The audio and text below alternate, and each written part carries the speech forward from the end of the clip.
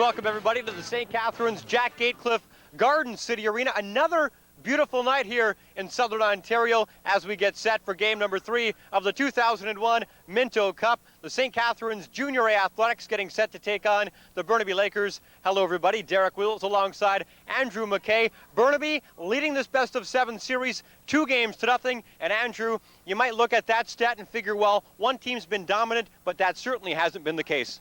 3 goals in 2 games. It's kind of a misleading setup that we've got going on here.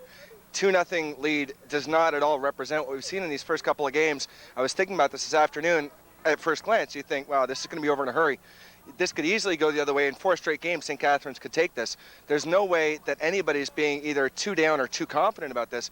Burnaby must be thinking to themselves, we got lucky on both of them, and hopefully St. Catharines is thinking to themselves, this can be easy to pull out. A couple of bounces, a couple of shots that don't hit posts or don't hit the back of the net and bounce back out, and we're laughing.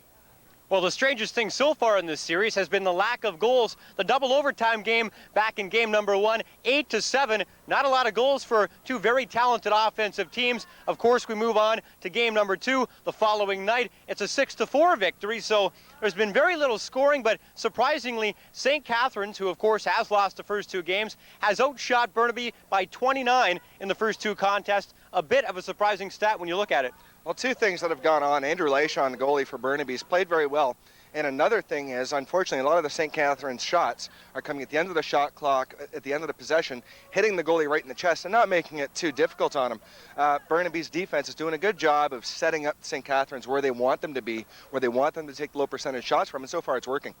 So far, the big guns for the Burnaby Lakers have come out and played well. You look back to game number 1, Lindsay Plunkett had 4 goals and an assist, and then their top scorer from the regular season, Kevin Olson, was the Gatters Pro Shop Warrior Lacrosse player of the game in game number 2. Now, Sean Greenhouse played very well for the A's, but the guy they need to step up here in game 3 is Craig Kahn. He's only got 1 goal. They need more contributions than that. And it's not like Craig's not trying. He has 19 shots. Unfortunately, like as we mentioned before, there are a lot of the later ones, a lot of the lesser attempts on them. So Craig and Sean, I was mentioning before, they've got that one specific play that worked in the first game in the first period, and it looks like they've been trying it since, trying to throw it down to the corner and get the one-timer. And it hasn't been working the last 2 games. They have to get away from that and get back to what they've been doing all season long, which is creating from everywhere on the floor.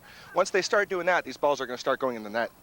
If you look at the offense for these 2 teams, I would say St. Catharines has a bit more talent than does Burnaby. The Lakers, very big, very physical. So far, they've been able to shut the A's down, but I talked to the Athletics head coach before tonight's game, Don Smith. I said, Don, is this a must-win for your team? He said, Derek, this is a win. I guarantee we will win this game here tonight, so take those words as you may, but Don Smith's never been wrong with a prediction. He's never made one before, but we'll see how that prediction turns out. Coming up next, live from St. Catharines, game number 3 of the 2001 Minto Cup. Can the A's rebound, or will the Lakers take a stranglehold 3-0 lead? We'll find out when we come back.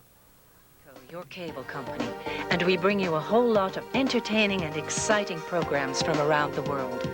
But you've told us that all your local news, weather, sports, and community events are just as important to you.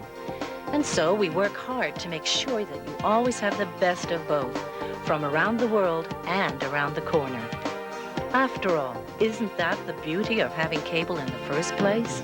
Cogeco, taking you there. The Jack Gatecliff Garden City Arena, a lot cooler here tonight for game number 3. Derek Wills alongside Andrew McKay. And we're actually quite comfortable up here for game number 3, Andrew. Now, in the first 2 games, obviously the heat and humidity inside of this old building was a factor. I don't think it will play as much of a factor here tonight, and I think that really goes into the court of the Burnaby Lakers, who I think are a little bit more comfortable with this climate. Well, I think one thing that helped out here is that after playing the first couple of games in here, they got a day off, and they let the room breathe, basically. Let some of that humidity escape. We've got, you can see right there, actually, Pierre Contouris, president of the St. Catharines Athletics, welcoming the crowd, and also, I think, going to be making some mention of Dustin Sanderson once again, who we've mentioned repeatedly. We'll be talking to Pierre about the whole situation later, including giving all the viewers the opportunity, if they want, to make a donation to help Dustin out. And that's exactly was making mention of now is the Dustin Sanderson Trust Fund. Now, Lindsay Sanderson, who's Dustin's uncle and the head coach of the Orangeville Northmen, we saw earlier this year on a broadcast. Andrew, for those of our viewers who aren't aware of Dustin's situation, maybe you can give a quick explanation of exactly what happened to him. Well, a couple of weeks ago, I guess almost exactly 2 weeks ago, in the Ontario Midget Championships, Dustin got checked awkwardly. It was a clean hit, but unfortunately he went into the boards. As a result, he broke his neck. Went through approximately 12-14 hours of surgery last Tuesday. Came out of it fairly well. Apparently the surgery for what it was a complete success, and he's starting his rehabilitation. He'll be moving out of Toronto Sick Kids into a rehabilitation facility in the near future. So he's moving along well, but of course, you know, you have this kind of an injury and he's only 15. There's a lot of costs that get involved that weren't expected and maybe aren't covered by other opening situations. So they've been doing a lot of fundraising here at the Minto for the last few games, and also, as I mentioned, the family set up a trust account for him to help him along the way and make this as complete a recovery as possible. It's great to see that everybody that's come out to the games here in St. Catharines so far has realized what dire straits that Dustin is in and been able to contribute a little bit of money towards his recovery. Well, I think the entire Sanderson family has been totally surprised by how well everybody stepped forward here. They've been doing these fundraisers at the Brampton Excelsior's major games as well. And of course, there's a huge tie-in to the Sanderson family. Darren Lindsay is one of the assistant coaches there. Dustin's uncle Terry is the coach. His brother and two of his cousins play on the team. But everybody everywhere seems to be stepping forward. Now, this is going to be kind of interesting. Another ceremonial opening face-off. Let's see how this one goes. The opening face-off between Bowman and Yashida. Bowman's going to win. Is Yashida going to shake hands?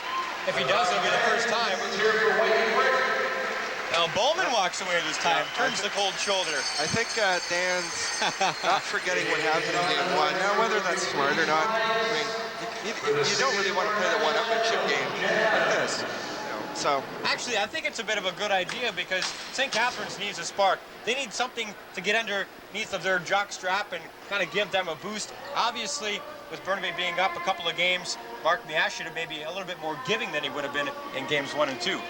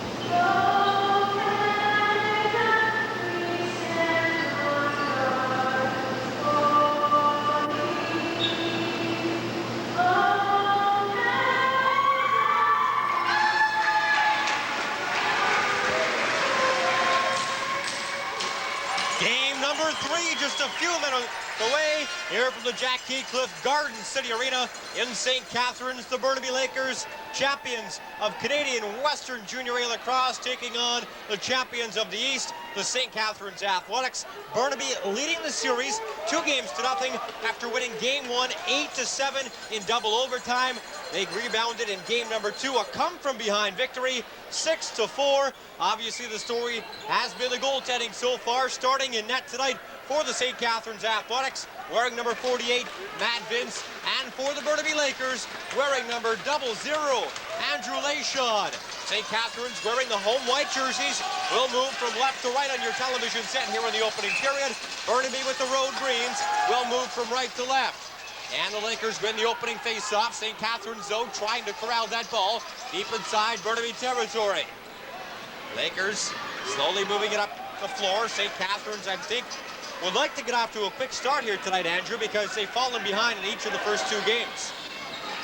Absolutely. The first thing's going to be is stopping this Burnaby offense, who've scored when they needed to.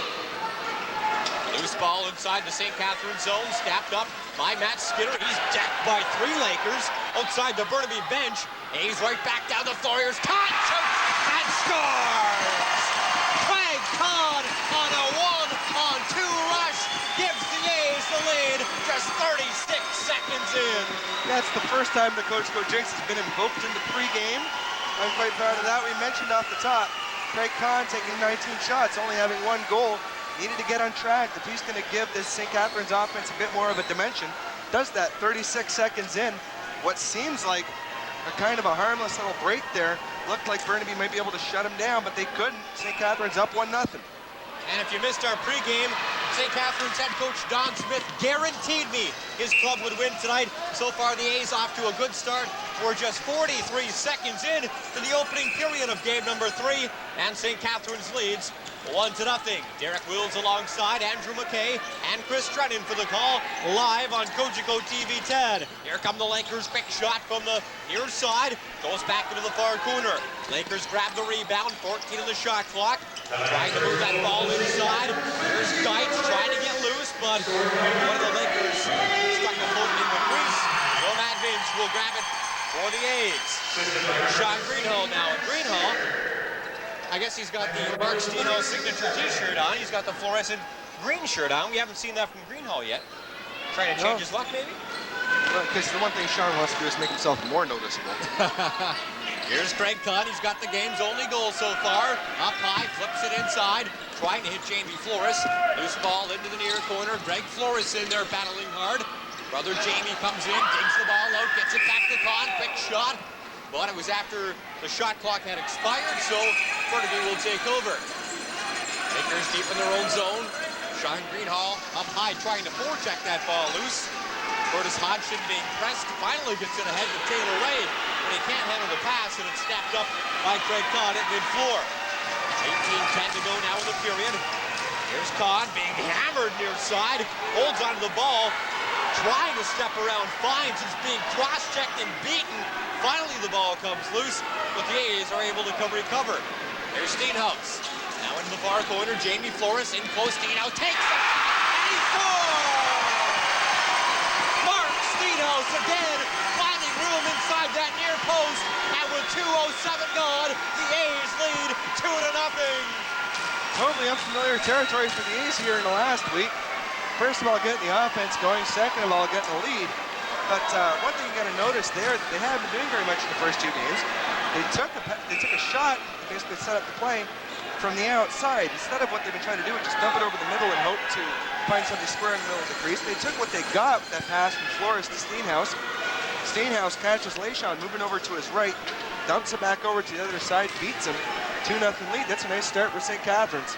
Maybe they've found a little bit of a weak spot on Andrew Leishon, because both goals so far have come inside that near post down by the foot. So maybe they think Leishon has a bit of a slow left foot. The hard part here is going to be making sure you hit that spot every time, though. You don't really just want to focus on one. So far it's working, so why not? So far so good. 2 shots, 2 goals for the A's. 2.5 minutes gone in the opening period. The Lakers have lots of players sporting those high black knee socks tonight, Andrew. Yeah, they're still ugly. Big shot in. Vince able to knock it back into the near corner. Kevin Dean in there fighting for it. Can't get it away. Lindsey Plunkett trying to take it loose for the Lakers.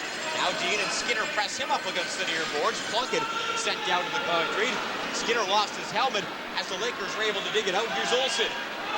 Leading this series in goals, gets it far side, couple of moves, quick shot, but Plunkett can't get it by Matty Vince.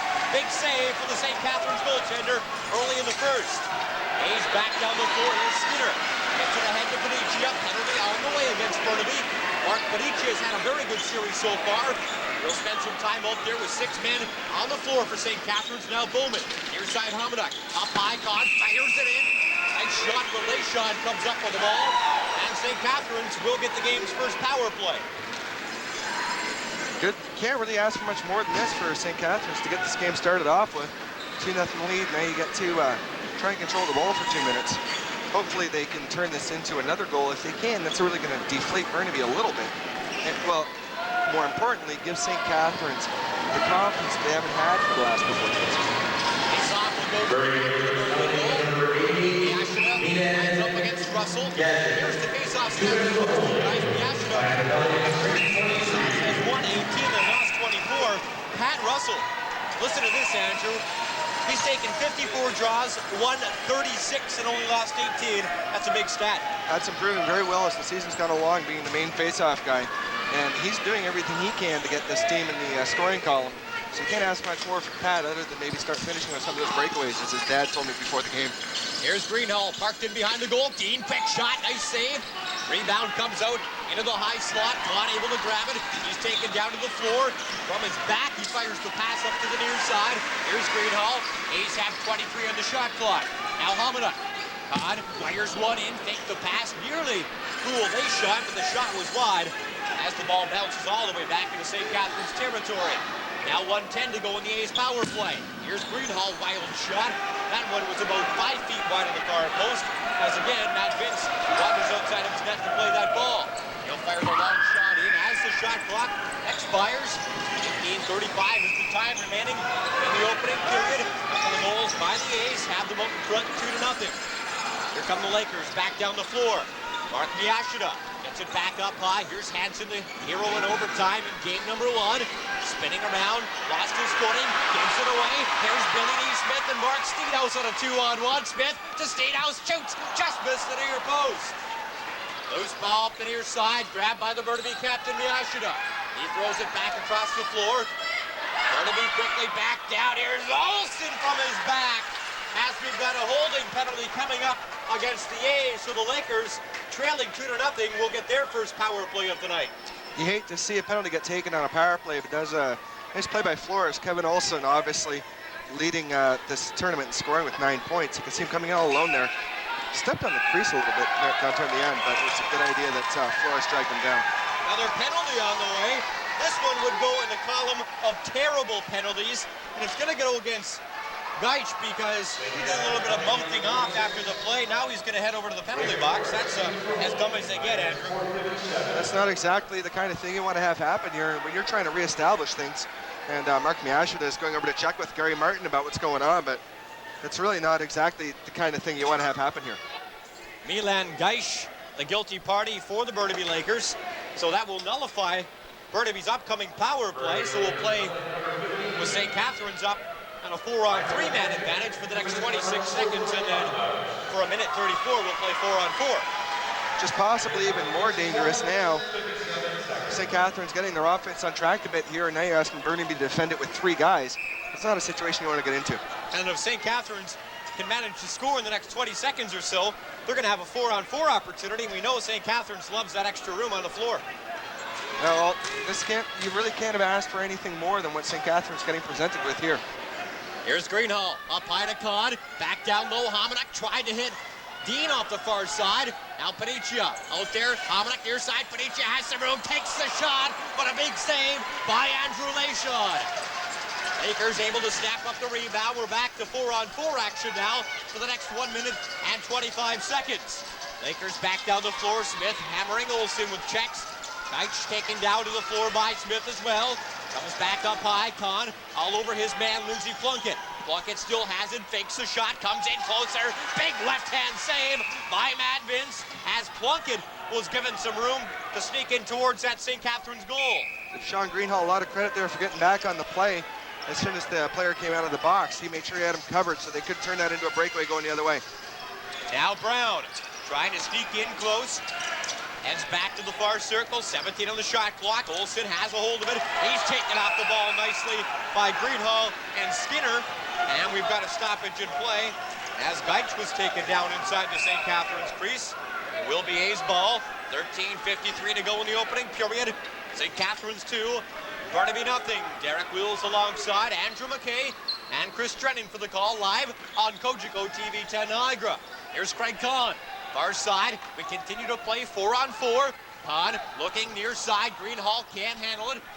He grabs a loose ball in behind the Burnaby net, stakes out near side, tried the wrap around, but Lachon able to make the save as the Lakers head quickly back up the floor. And we've got another stoppage in play.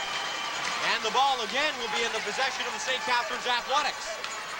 Kevin Fines getting a bit testy there. Hope he calms down. He's our first period guest.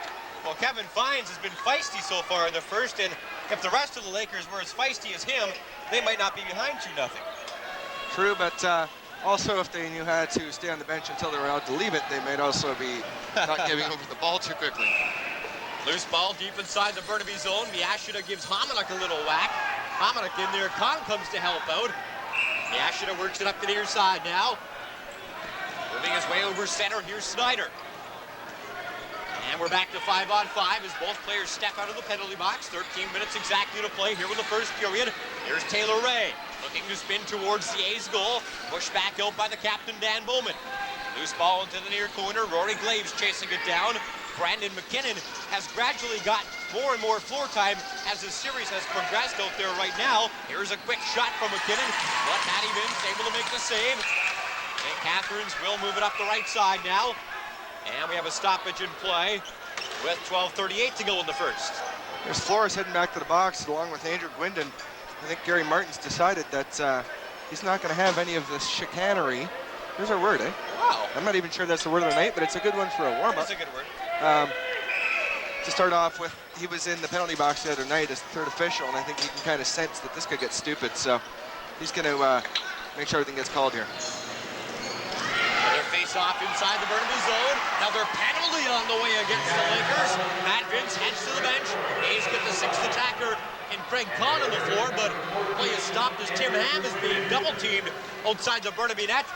But with 1:43 remaining in the offsetting penalties, another 4-on-3 situation for the A's, and the Lakers are quickly putting themselves behind the 8 ball here, Andrew. And this is kind of a strange one from what I saw, unless Hansen did something else that didn't get called, as Nick Farina, it looked like to me, dragged down Sean Greenhall. At the very end, had Greenhall's head pinned between his legs and wouldn't let him get up, so. But no, this is not what Burnaby wants to have going on here. They've been playing very good 5-on-5 ball the last couple of games. It's been their strength, and now, even if they're offsetting penalties and things, the more you open up this floor, the way that St. Catharines offense can attack, the more it leads into the A's hands. Another face-off win for Russell. A's have control of the ball. They'll work it back to mid-floor. Rory Glaves having a bit of a fun time trying to chase that loose ball down. He'll head to the bench. Matt Vince works it ahead to Craig Kahn. Kahn out there with the power play with Panicia, Greenhall, and Hominick.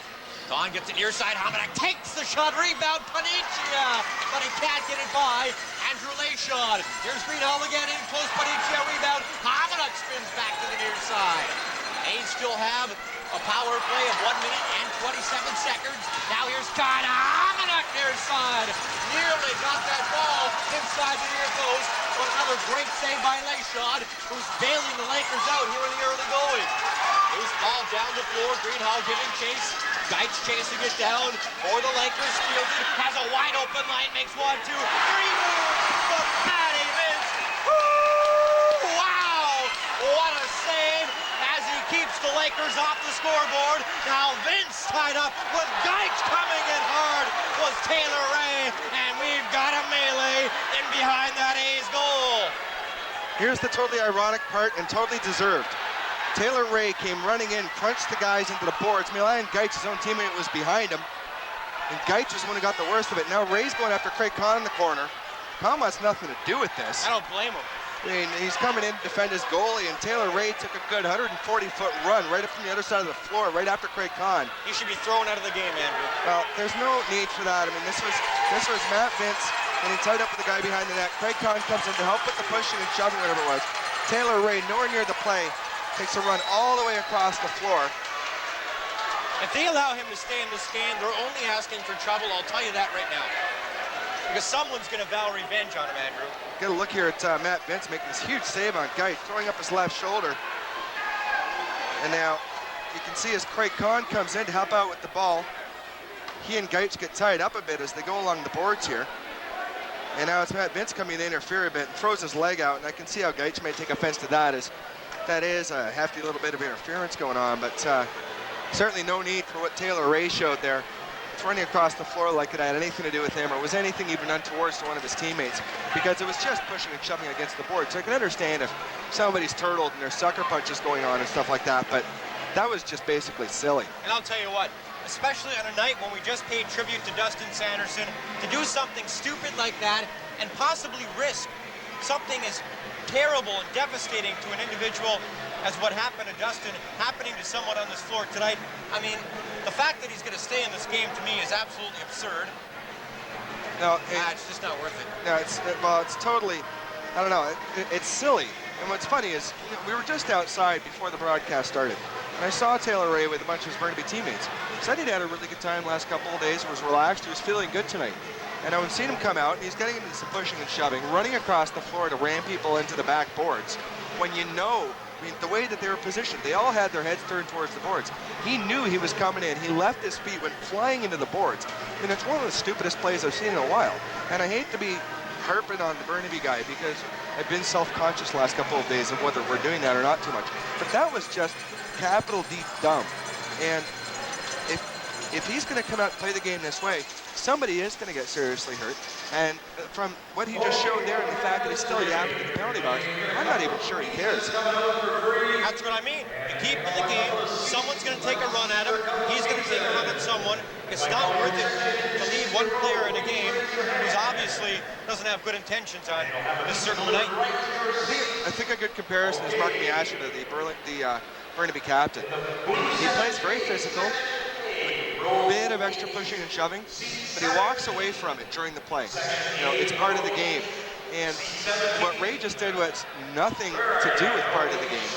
It was a complete charging attempt, I'm not going to say attempt to injure him, but attempt to shake people up for something where this is not one-on-one.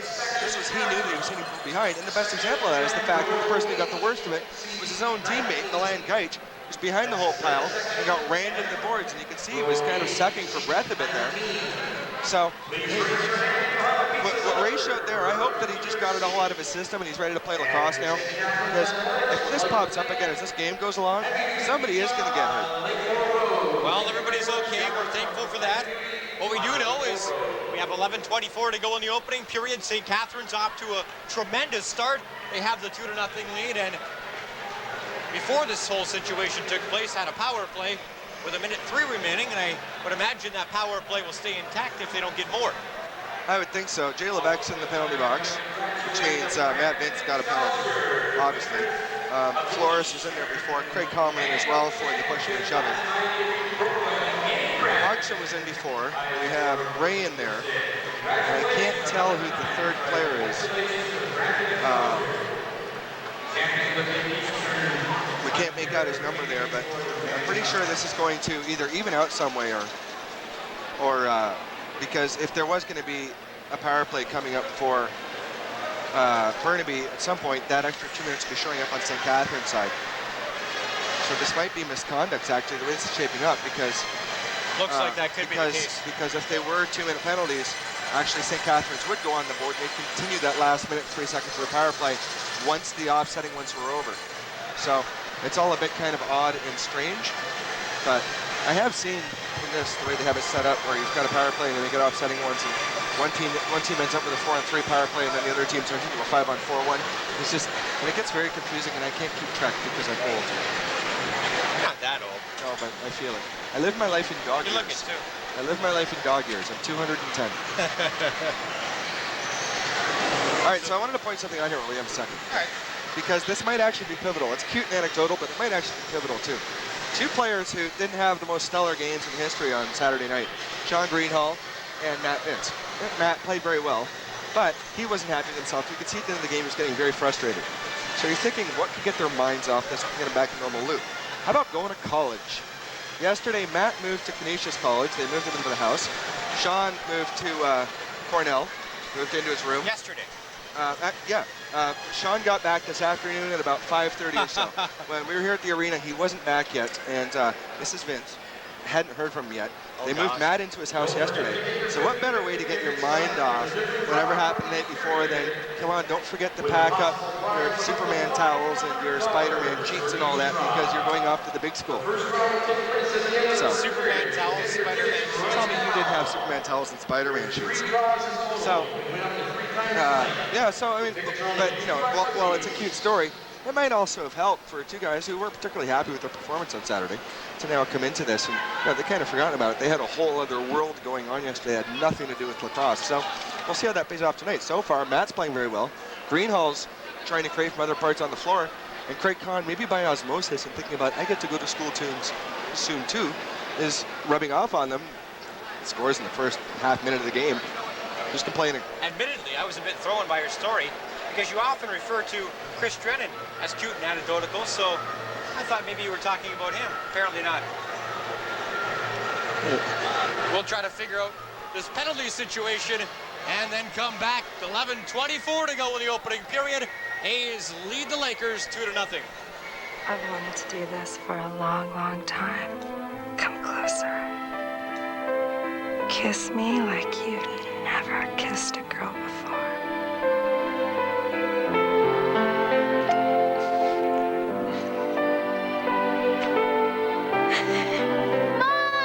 Get closer to the action with Cogeco Digital Cable TV. Enticing digital picture and sound. More movies and interactive navigator. Call Cogeco and turn your cable digital. You ain't seen nothing yet. 4 minutes up on the clock to the St. Catharines Athletics. And Andrew, I'm dumbfounded. You? I think probably, don't forget, Burnaby already had 2 penalties on the board. So it would not surprise me if Taylor Ray ended up with 4 minutes as well. So I have to see how this shakes out once these initial 42 seconds are gone and the penalties beforehand to see what the board changes to. Right now we're 3-on-3. That will stay for the next 35 seconds, and then we'll see what's going on. Here's Billy D. Smith. A's leading at 2-0, 11:07 to go here in the opening period. Derek Wheels alongside Andrew McKay and Chris Drennan for the call live on Cogeco TV 10 Niagara. Here's Panicia, has the ball knocked away up to the far side by Farina. Panicia gets it back. A's have 1 second on the shot clock as they get a long shot away. No damage done, and the Lakers will move it right back down the floor. Here's Snyder. Carries the Burnaby offense down into St. Catharines territory. Lakers now with 17 on the shot clock. Here's Lindsey Plunkett. 4 goals in game 1. Gets it near side. Pick shot. Big save by Matt Vince as Hansen got in close and tried to pick the top corner. Burnaby gets it right back. Olsen takes the pass from Hansen in front. But the St. Catharines defenders all over him like bees on honey. And the A's will take over. So we've got lots of penalties off the clock now. We've got 1 penalty on the clock. I believe it's going to Craig Kahn, and that's a 4-minute penalty, strangely enough. So the Burnaby Lakers on another power play. We'll see if they can take advantage. Have the power play unit set up inside the St. Catharines zone. Fines tried to fake a couple of times, but his shot came loose and it goes up into the netting, so St. Catharines will take over. So Andrew. Here's the penalty breakdown. Craig Kahn and Taylor Ray got 5 minutes each for fighting. Matt Vince got 2 for roughing and 2 for high sticking behind the net. So I'm not sure you call that, but I guess maybe they were looking at what was going on and didn't see how quickly Ray ran into the thing. Steenhouse skidding away there, but big save again by LeSean. A's retreat back into their own zone. Lakers trying to set up this power play. They've got 2:15 to go in the man advantage. Olsen, near corner. Gaich back to Olsen, back to Gaich in close. Tried to go across the crease, but pass was off the mark. Picked up, Binning, near side. Olsen can't handle it. He's though not able to get it away. Now Plunkett wires one in, but Matty Vince down on both knees to make the save. Lead pass down the floor, too far for Steenhouse. It goes over the glass and out of play. Now 1:50 to go in the Burnaby power play.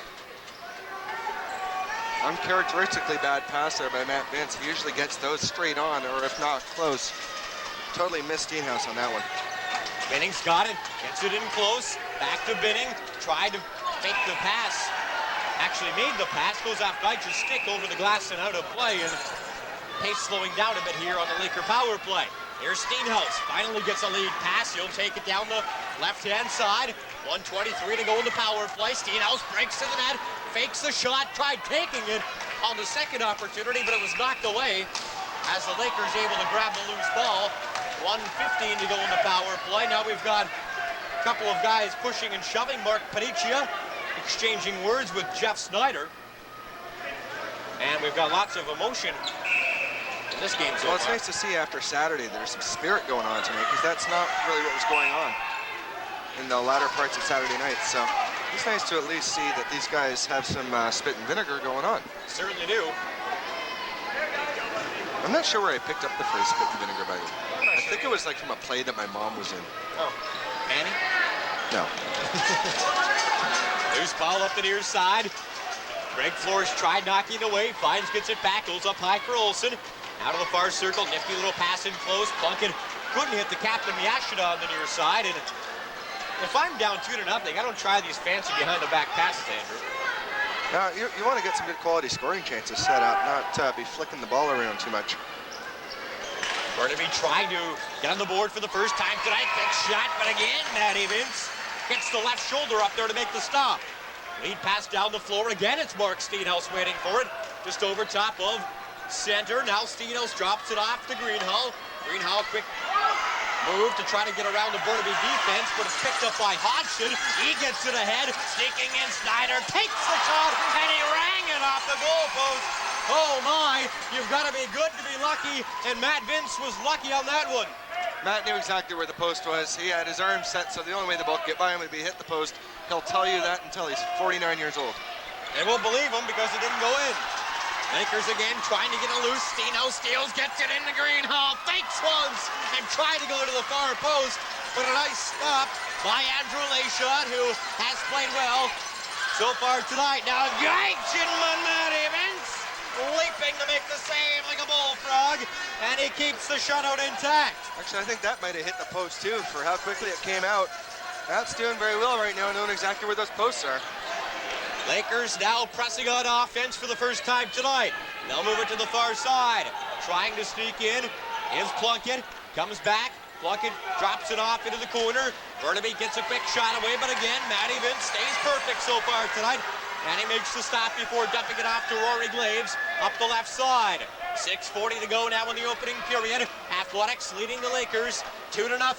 Derek Wills alongside Andrew McKay and Chris Drennan for the call live on Cogeco TV 10 Niagara.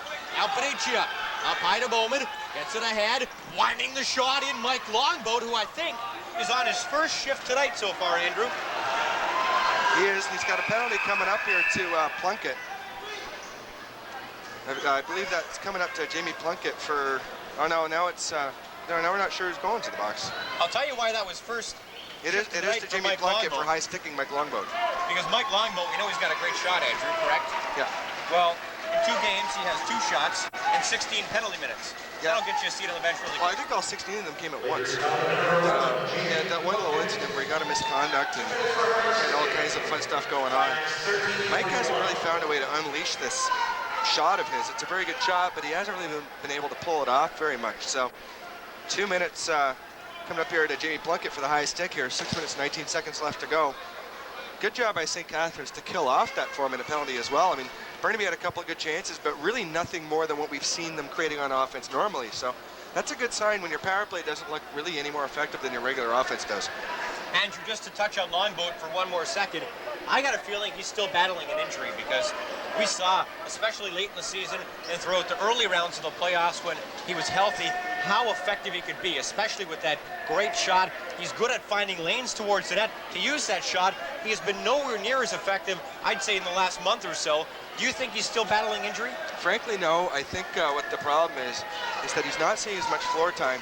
I know that I've had some conversations with some of the coaching staff, and he doesn't quite fit into what they want on the offensive side. He's got the offensive talent, so they keep throwing him out there anyway. Doesn't quite fit into what the plan for the team is. And unfortunately, when he gets 3 or 4 shifts and doesn't score, they lose a bit of confidence, and he sits on the bench again for a while. And Mike's the kind of player who needs to keep going back out there and keep shooting. When he does, they start going in. So it's kind of a catch-22 because he doesn't score, so he sits on the bench. Because he's sitting on the bench, he's not out there scoring. And when he does score, they come faster. So that's why you see those kinds of spurts going on. So hopefully, if he's going to be getting the floor time tonight, he can pot a couple, and everybody will feel better about him going on the floor, including himself.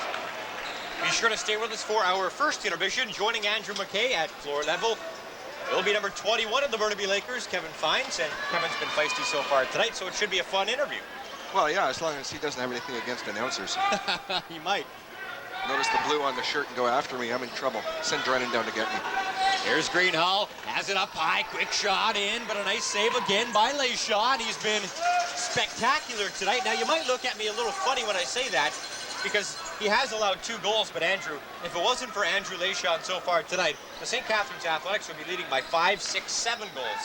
If it wasn't for Andrew Lashot in this series, this period would probably be 5-0, and St. Catharines would be up 2 games to nothing. So You want to figure out who to pin Burnaby's success so far on. If you have to pick one player, although it's been a good team effort, you point right back there at the goalie, number 00.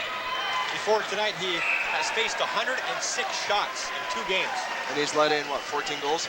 Unbelievable. No, that's not right. He's let in 11 goals. No, 14. Those are good for hockey. No, 7 and 4, 11. 11. Those are good stats even for hockey, let alone for lacrosse, where you usually get 15 goals a game. Here's Greenhall, far side Panicia, down low to Kahn, inside to Greenhall. Quick shot as he was right on the lip of the crease. Got it away all right, but could not get it by Leishon. Now under 5 minutes to go in the opening period. 32 seconds remaining in the St. Catharines power play. Here's Mike Komanek, has Kevin Dean, Craig Kahn, Sean Greenhall, and Mark Panici on the power play unit with him. Here's Kahn with a quick shot. Another save by Leishon. Has been the story of period number 1 so far. A's continue to lead it 2-0. Just 15 seconds to go in the power play, though. Lakers right back down the floor. Here's Olsen, top of the near circle. Stops, drops it up off high. Now Gaich holding on to the ball. He'll wait patiently as the power play does expire for the A's. Now 4:15 to go as we return to 5-on-5 action here from the Jack Gatecliff Garden City Arena. Quick shot in again. It's deflected out of the stick of Kevin Fines and up and over top of the St. Catharines net. And Burnaby, even when they do set up in a good scoring position, they can't get shots on Matt Vince. Which is a credit to the defense and also to Matt Vince making some spectacular saves. You're going to have to try a couple of extra moves if you're going to score on him tonight. It looks like he's not going to be letting in the weak goals. My point, though, another quick shot there by the A's right off the near goal post, Andrew. My point with the Lakers being that generally their good scoring opportunities have come on the rush as Benicia heads in and fires a shot again inside the near post, this time right in the middle of the net, and with 3:40 to go in period 1, the A's up by 3. This is as close to a basketball-type play as you're ever going to see in lacrosse. It was like he was making a couple of fakes. Now, let's see how much of it we can see here. He's over on the outside. 2 quick steps, and he's waiting for that hole to open up. Goes right through, breaking through like he's driving towards the hoop. Leishon just sees this guy charging at him. Got a bit back on his heels. Tries to adjust, can't do it. Panicia puts St. Catharines up 3-0. I'll tell you what, Andrew, this is a completely different St. Catharines team than we saw in Game 1 and in Game 2. This is the team that we saw in the first 5 minutes of Game 1. The team we said, who are these guys? Who are these bad boys? Yeah, they're certainly doing everything that they need to be doing so far and what got them here so far. It's taken them a bit of a while to get on track. And as we mentioned, 3 goals in 2 games, the difference. This is not a series that is over by any stretch of the imagination. Good shot, they score! Mark Steenhouse from the top of the far circle, and just like that, the A's up 4-0. Oh my, Andrew! Well, when Mark Steenhouse scores, you know you're in trouble. He's usually the ball control guy who comes in and gets you the one little goal once in a while. Andrew Leishon heading to the bench from some psychotherapy or something, it looks like. I can't see anything happen. But look right here. Steenhouse coming in over on the right again of Leishon. Instead of charging towards us, Leishon looked like maybe Steenhouse is going to try the same play Panici just tried. Instead, Steenhouse lets it go. Leishon can't get his legs closed in time. We got a timeout actually here from the Burnaby bench. Leishon didn't see that. Actually, that's what we have. We got a goalie change. So stepping into the net for the Burnaby Lakers, the first time in the 2001 Minto Cup that we haven't seen Andrew Leishon. It'll be number 30, Nick Patterson. Andrew Leishon, with the exception of the last 2 goals, has played very well as Chris Drennan joins us for the final 2 minutes of period number 1. And Chris, obviously, St. Catharines off to a phenomenal start. The lead is 4. It could be 8 the way St. Catharines has played so far. Leishon played well early on, but I think he's a bit spooked now. Oh, definitely, Derek. I think Leishon played he was playing to the best of his ability, but this St. Catharines team is pumped. They know that down 2-0, they have to come out strong here, which is what they've done. It's almost like they've gone to the lost and found, and looky what I found, Mom. Team's offense. Good way to put it. Don Smith, his guaranteed win that he told me the A's would have tonight, looks like a good prediction. Now, if you're Nick Patterson, the backup goaltender for the Burnaby Lakers, you're going to be saying to your folks, now, wait a minute here. Andrew LeSean has been our best player in games 1, 2, and the first 10 minutes of game 3. I'm not ready to play. The A's have to be drooling over on that bench. Well, Derek, I think this is more of a tactical move than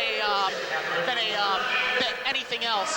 And watch for Patterson to leave the net rather quickly after this goalie change. I think this is just to break the momentum the Athletics have. 2 quick goals, throw Patterson in, get a timeout, break up the momentum. Look for LeSean to be back in rather quickly, if not right at the start of the second period. 3:15 is the time to go in period number 1. St. Catharines, as Chris mentioned, has found that lost offense. They have scored 4 goals, could have had 8. Unbelievable performance so far in period number 1 by the Athletics. Again, be sure to stay with us for our first intermission. Andrew McKay will be joined by number 21, Kevin Fines, maybe. Well, the coaches might keep him in that room, I tell you, Chris. Well, I think the Burnaby coaches may be having a few words with a few of their players. As we see LeSean coming back into the game, as I just called it, it was more of a momentum change than anything else. Good call, Chris. Being a former goaltender, you know the tricks of the trade. I'm sure you were pulled numerous times. Oh, I was pulled quite a few times. Big shot in again. They can't get it by Matty Vince. Loose ball in behind the St. Catharines net. Bounces in front. Taylor Ray thought he had it. Here come the A's 3-on-2. Flores and Smith. Here's Billy D. Smith spinning around, gets it to Kahn. Kahn taken down, taking the shot, and he scores! Craig Kahn feels like a pancake now, but a happy pancake because the A's have a 5-0 lead as tempers flare deep inside the Burnaby end. Well, I don't know how happy he's going to be after this mugging he's getting from number 9 on Burnaby. So we can see a little bit of a melee going on down there. Again, Nick Farina. Now think back to game 1, Chris. Farina and Kahn had a great battle going. That battle, obviously, tonight is being won by Craig Kahn. Oh, definitely. Kahn with 2 goals already. And he's showing that he can keep his calm out there with 2 goals already. And Kahn pointing into the open net, pointing to the ball that's inside the Burnaby net. And that's going to spark some guys. But Craig Kahn, we know he's got a firecracker in his shorts tonight. He's got 2 goals. The A's have 5 on the evening. We've still got 2:47 to go in the first. St. Catharines 5, Burnaby nothing. Well, if there's one thing you can say about Craig Kahn, he's always interesting. As we take a look here, Craig Kahn in the middle, lines up the shot, gets just over LeSean's shoulder, and this cannot help LeSean's confidence at this point. He gets pulled for a momentum change, and St. Catharines just keeps it up. Well, Chris, you'll notice that the first 3 goals were inside the near post, the last 2 inside the far post, so I think they've got to the psyche of Andrew LeSean, because LeSean must have been thinking, they're going to try to pick that near post on me. Once they scored 3 goals like that, I think he kind of leaned over to that post a little bit, opening up a bit more of a hole on the right side. Well, definitely. I mean, goaltenders will try and, monitor where the goals are being scored, and they seem to, on some occasions, overcompensate. More goals are getting scored over the shoulder, they're going to throw the shoulder up even higher, which will open up the hole, and the smart offensive players will be able to exploit that.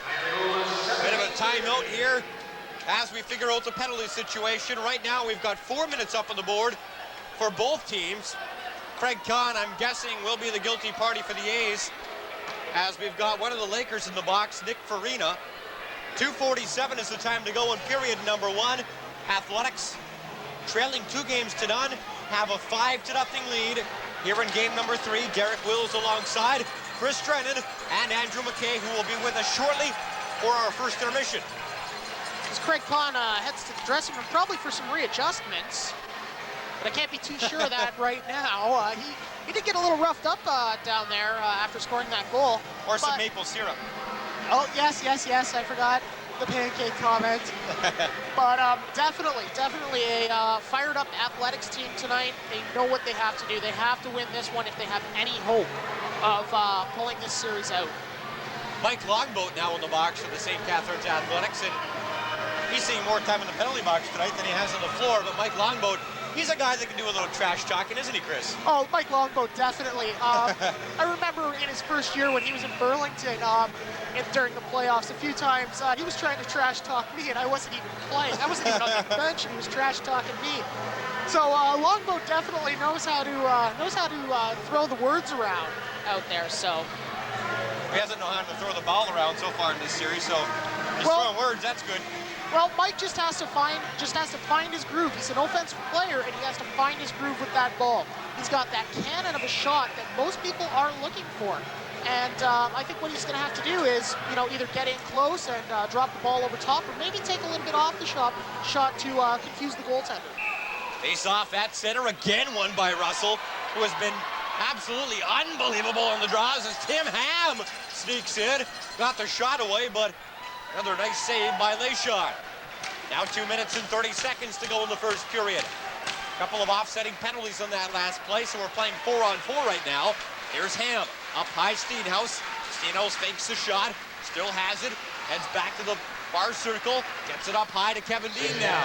Dean looking to sneak in, stops, now has a lane, takes the shot, goes off the back of LeSean. And the way Burnaby's luck is going so far tonight, I'm surprised that one didn't find its way in. I'm surprised LeSean wasn't dropping to just smother that ball wherever it was. If he would have, he probably would have knocked it in. With Burnaby's luck, I'm assuming so. St. Catharines making their own luck here tonight, though. Here's Hansen. Top of the near circle. Lakers have 8 on the shot clock. Hansen sneaks in. Tried the nifty pass in front to Olsen, who takes the shot. They get the rebound and score. And the Lakers are finally on the board.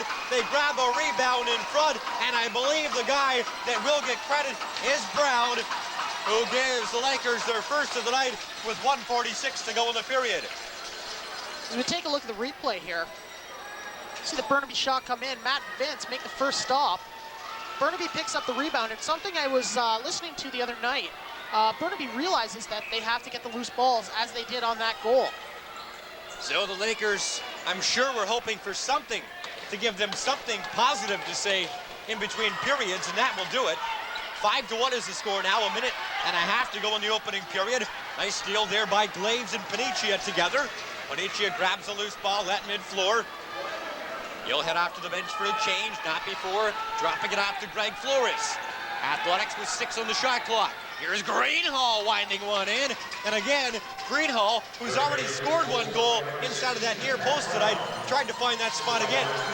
Well, Greenhall loves that shot. I think what he's going to have to do to get more is maybe move it in a little bit.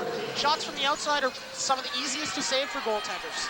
Lakers seemingly with a bit more offensive flow now. Kick shot in from Hansen off the near circle, right into the A of Matt Vince on his chest. And we've got a stoppage in play as Burnaby again will take over. Well, we have a change of possession down there. I didn't see who the offending party was on St. Catharines, but probably a minor interference call away from the ball. Under 1 minute now to go in the opening period. Hansen sneaking in, fired the shot wide of the near post. Loose inside the St. Catharines crease. As it's picked up by Vince, he'll throw a pass down the left side. Here's Flores, has Ham behind him. Flores circles back down to the far boards. 35 seconds to go in the period. St. Catharines leading at 5-1. Here's Tim Ham. Hits it up high. Now Sean Greenhall. Near side. Almanac drops into the corner, fires it back up high to Greenhall. He'll try to sneak in, looking for a lane, spinning around. Finally gets towards the net, fires a shot, and he scores! Sean Greenhall picks the 5-hole, and the A's get it right back and lead it 6-1. Well, the Athletics increased their lead to 5 goals again. And we can take a look at the replay here. That's all Sean Greenhall, Chris. You see Sean Greenhall moving in, gets to the top of the crease, lets that ball go. As I mentioned, the outside shots don't seem to be working against LeSean. And Greenhall moves it in, gets to the top of the crease, lets it go, and it's by LeSean for goal number 6 this evening. All right, 6-1. There's 18 seconds to go in the opening period. Obviously, St. Catharines' best period in the series. Yes. But now the question remains is what will Burnaby say to their guys in between periods? Obviously, they've got to say something. The game's far from over. We seem to be having a lot more offense for both teams here tonight than we did in games 1 and 2. So is Burnaby's outlook going to be, hey, we've still got 2 periods to come back and try this one and try to get the win?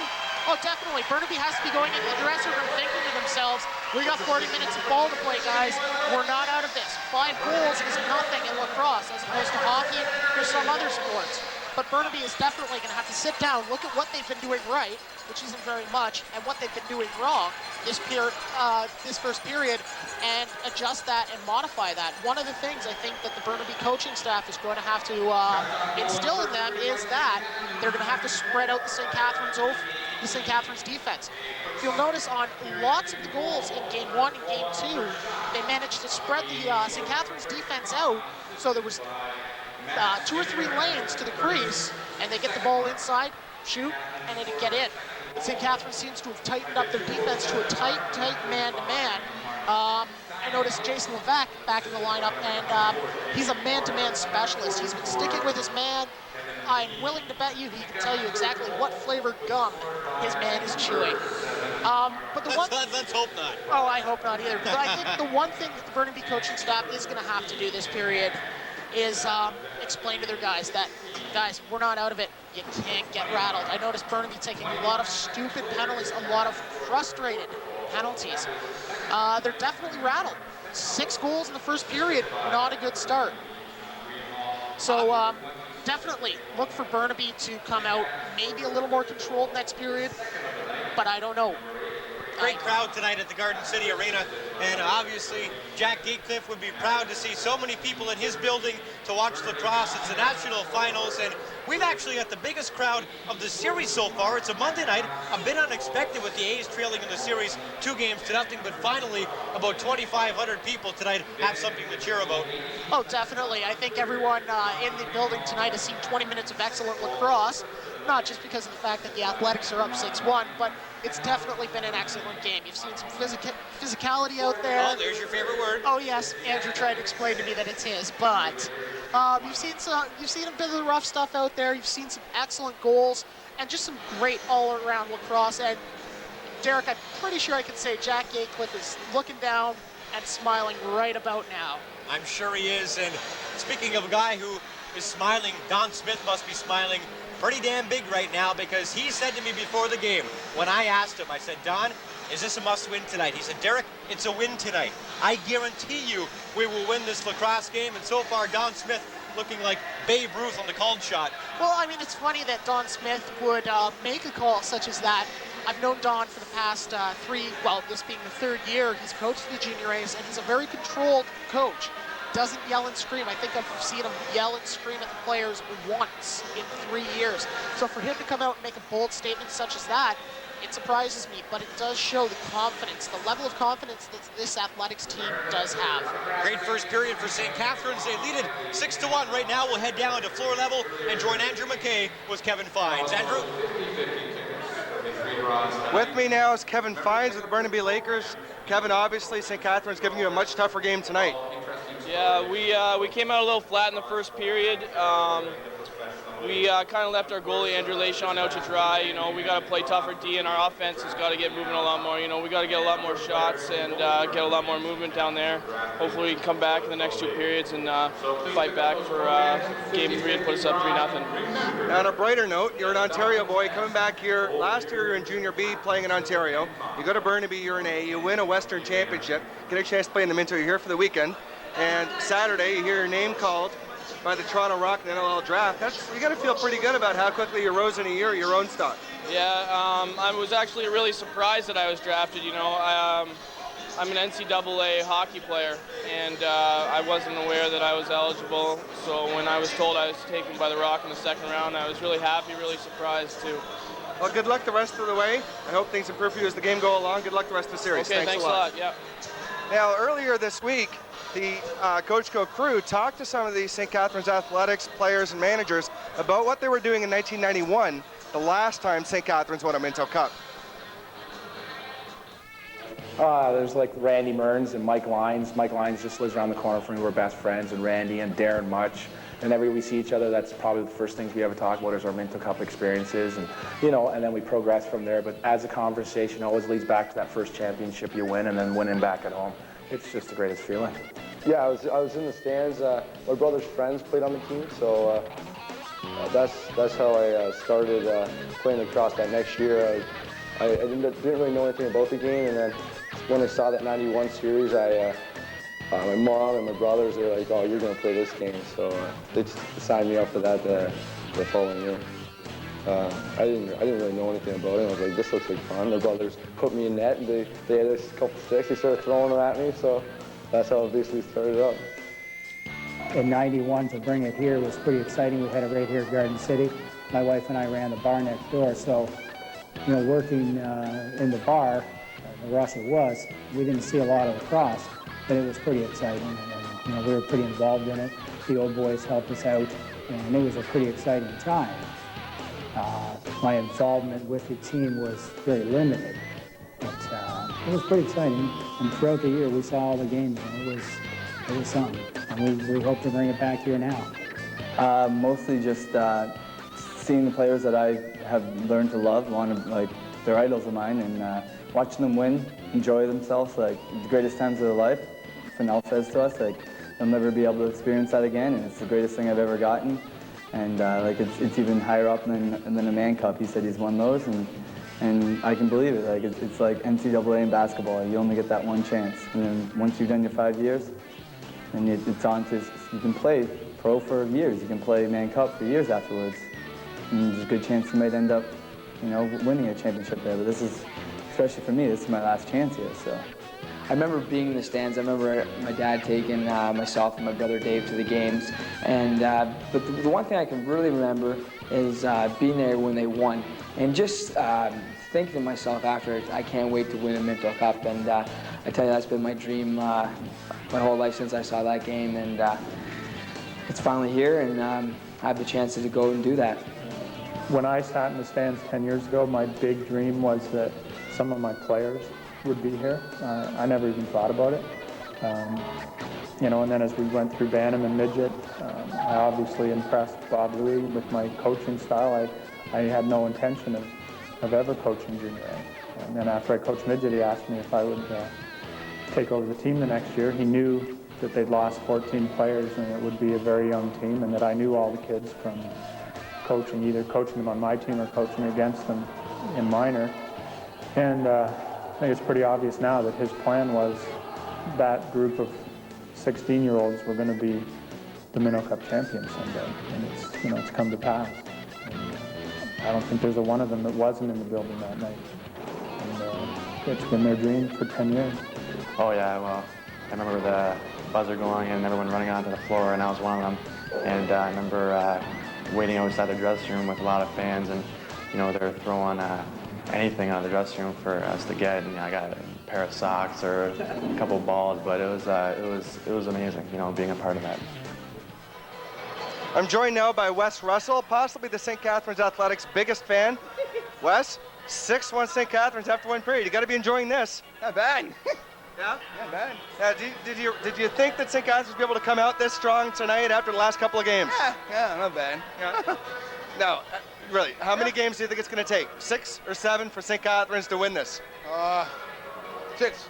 6. You're positive? Yeah. So we can put this up on the Burnaby dressing room wall. Yeah. 6. All right, good. There's your word from Wes Russell. St. Catharines in 6, and it's 6-1 now, so that's a pretty good start. We'll be back with the second period right after this.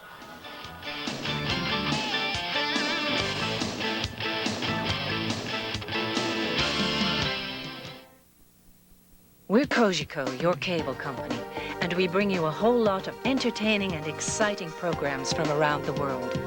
But you've told us that all your local news, weather, sports, and community events are just as important to you. And so we work hard to make sure that you always have the best of both, from around the world and around the corner. After all, isn't that the beauty of having cable in the first place? Cogeco, taking you there.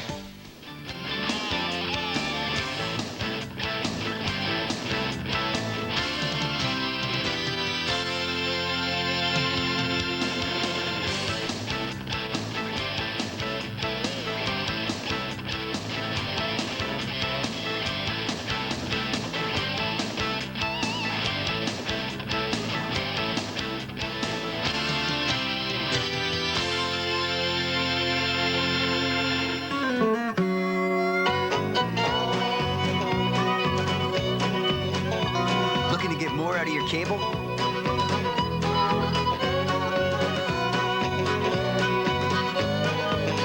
Here's a better idea. Bundle up and save with Cogeco Value Packs. Take your existing cable and add on Cogeco Digital Cable. Bundle it all together and save up to 20%. Call Cogeco today and pick the value pack that fits you. Welcome back to the Jack Gatecliff Arena, where St. Catharines holds a 6-1 lead over the Burnaby Lakers in this, the third game of the Canadian Junior National Championships. I'm Chris Drennan, joined by Derek Wells, and definitely look for an interesting second period. Can Burnaby come back with more concentrated effort, less rattled? And that remains to be seen. Can St. Catharines keep up the pace that they've been playing at? Derek, what do you think? Well, certainly St. Catharines is in the dressing room with a lot of confidence right now, Chris. And heading into the series, I got the feeling they had a lot of confidence with some questions. I think they've had those questions answered in games 1 and 2. They know what they're dealing with now, and they seem to be a lot more comfortable tonight. Oh, they definitely know what they're dealing with, and as you may have noticed, the big names have stepped up. Craig Kahn with 2 goals so far. Sean Greenhall with 2 goals so far. Definitely, they've shown up to play tonight, and look for them to show up and play in all of the remaining games. And how about Showtime? Matty Vince been unbelievable so far tonight. As a matter of fact, Andrew Leishon, before I'd say the 4th goal, from then on he's been shaky, but in the first 3, I thought Leishon had played very well, and it was going to be a battle between the goaltenders. Whatever goaltender could play the best in the later stages of the game, their team would win. But at this point, there's no doubt in my mind, Matty Vince, when he gets in a roll, when he gets some confidence underneath his belt, he's nearly unbeatable. That's what he's been so far tonight. Well, definitely, Derek. Matty Vince has been playing well, and actually Leishon has been replaced by Patterson. I think this is a move that will be for good. I think Patterson will be seen for the remainder of the game, as Leishon's confidence has to be shot. 6 goals in the first 20 minutes, that can't do anything for your confidence, and you may as well get Leishon out. Sit him down, let him relax for the remainder of the game, as opposed to putting him in there and just, having it get worse. As we come back up on the face-off. St. Catharines, of course, wearing the home white jerseys, will move from right to left on your television here in the second period. Burnaby wearing the road greens will move from left to right. And as Chris mentioned, a goaltending change for the Lakers in will be Nick Patterson. Patterson saw about, 2 seconds worth of action in the opening period. He'll get tested early on here as Tim Ham snuck in from the near side, but couldn't find a hole up along that far post. Lakers moving right back down the floor. A couple of penalties carrying over from the first period. Still 40 seconds remaining, and a couple of offsetting penalties against Craig Kahn and against Nick Farina. So we'll play at 4-on-4 for the next 35 seconds and then return to 5-on-5 for the time being. Well, look for Burnaby to go after Craig Kahn.